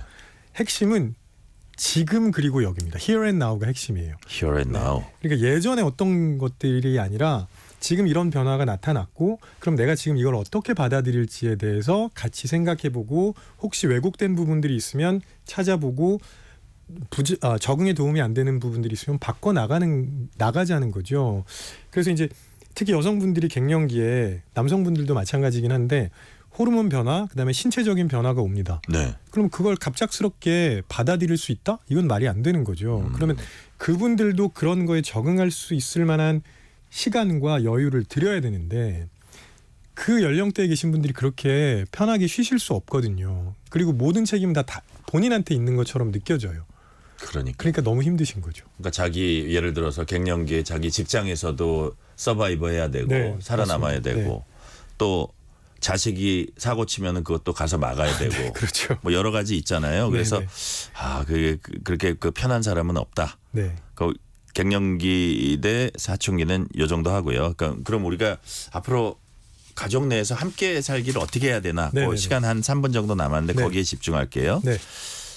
좀 관계라는 게 일방적이지가 않잖아요. 네. 근데 뭐 부모들도 매번 이해와 양보하는 것도 지치고 힘들고 뭐 이럴 수도 있습니다. 솔직히 자녀들도 조금 부모 마음을 이해해 주었으면 좋겠는데 이럴 때는 어떻게 해야 되나요? 부모님들이 대부분 그렇게 말씀을 하시는데 부모님만 매번 이해와 양보를 한다고 말씀하시는데 아이들의 입장을 들어보면 아이들도 쌓인 게 많습니다. 네. 그리고 아이들도 이해하고 양보했다고 얘기를 해요. 그러니까 이게 한쪽이 일방적이라고 생각하시는 순간 사실 해결책을 찾기가 어렵습니다. 네. 소통을 거부해도 계속 시도는 해야 됩니까? 당연히 하셔야 되는데요. 원래 하던 방식을 그대로 반복하는 건 오히려 역효과만 납니다. 아, 그래요? 네, 방법을 바꾸셔야 돼요. 그럼 내가 지금 예컨대. 예. 예를 들면 제가 아까 말씀드렸던 것처럼 아이들이 계속 신호를 보냈는데 부모가 놓치는 경우가 되게 많습니다. 아이들은 갑작스럽게 행동한다? 그렇지 않고요. 아이들도 계속 빌드업이 있었어요. 근데 부모는 너무 바쁘니까 그런 걸 놓쳤을 수 있거든요. 그런 예. 걸 찾아 나가셔야 됩니다. 아, 그렇군요. 그러면 아이들을 변화시키기 위해서는 기존에 했던 다 통하지도 않는 그런 방식으로 자꾸 하지 말고 네. 다른 방식을 자꾸 모색을 해봐야 되고 맞습니다. 네. 아이가 나한테 어떤 사인을 주나를 면밀히 봐야 되겠네요. 자, 그렇다면 결국 그 감정 소용돌이가 있다 하더라도 뭐 서로 소통을 잘하면 좀 해결에 좀 가까워지지 않을까 이런 기대를 가져보거든요. 근데 지금 말씀하셨듯이 좀 비슷한 질문 같습니다만 소통이라는 게 또 뭐 우리가 직장 내에서도 그렇지만 가정 내에서도 참 어렵잖아요. 정말 어렵죠. 그죠? 네네. 그럼 어떻게 하면 과연 이 소통을 잘할 수 있는지 그런 부분 한번 조금 정리를 해주세요. 네, 이거를 정답을 찾으려고 하시면 안 되고요. 정답을 찾으려 하면 안 된다. 각 가정마다 상황이 다르기 때문에 그 가정에 맞는 해답, 솔루션이 있을 거예요. 가정에 맞는 해답이요. 근데 한 가지만 꼭 말씀드리고 싶은 건 뭐냐면 아이를 제압하려고 하지는 않으셨으면 좋겠습니다. 아이를 제압하지 마라. 네. 그러니까 아이한테 패배감을 가지게 만드는 거는 아주 안 좋은 방법입니다. 그러니까 반대로 아이의 이야기를 들어준다는 건 그 아이를 존중한다는 거거든요. 아이를 패배자를 만들지 말고 존중해라. 네. 부모가 꽉 눌러서 너 이거 못해. 절대 하면 안 돼. 이렇게 그쪽으로만 계속 가시면 아이들이 그냥 무기력해지거나 혹은 튕겨나갈 가능성이 높아집니다. 그러니까 부모가 보기에 저건 아주 안 좋은 행동 같은데도 네. 너무 그렇게 일방적으로 몰아붙이지 말라고요. 그렇죠. 그게 안 되라고 말씀하시는 게 잘못됐다는 게 아니고요. 예. 그 아이한테 엄마 생각에는 아빠 생각에는 이게 별로 좋지 않은데 네 생각은 어떠냐. 그러고 그거 대신에 이거 하면 어떠냐. 예를 들어서. 네. 그 답도 아이한테 나오는 게 좋습니다. 아, 그렇군요. 네. 자, 아이를 존중하고 아이를 패배자 만들지 말라 말씀 주셨습니다. 오늘 말씀 여기까지 듣겠습니다. 지금까지 김태훈 경남대 심리학과 교수였습니다. 감사합니다. 네, 고맙습니다. 오늘 뉴스레터 K는 여기까지입니다. 사춘기의 마음 노래로나마 조금 이해해 볼까요? 오늘 끝곡으로 볼빨간 사춘기의 나의 사춘기에게 들으시면서 이 시간 마무리하겠습니다. 커피 쿠폰 받으실 분들은 뉴스레터 K 홈페이지 확인해 주시고요. 오늘도 함께해 주신 청취자 여러분 진심으로 감사드립니다. 지금까지 뉴스레터 K 전종철입니다. 나는 한때 내가 이 세상에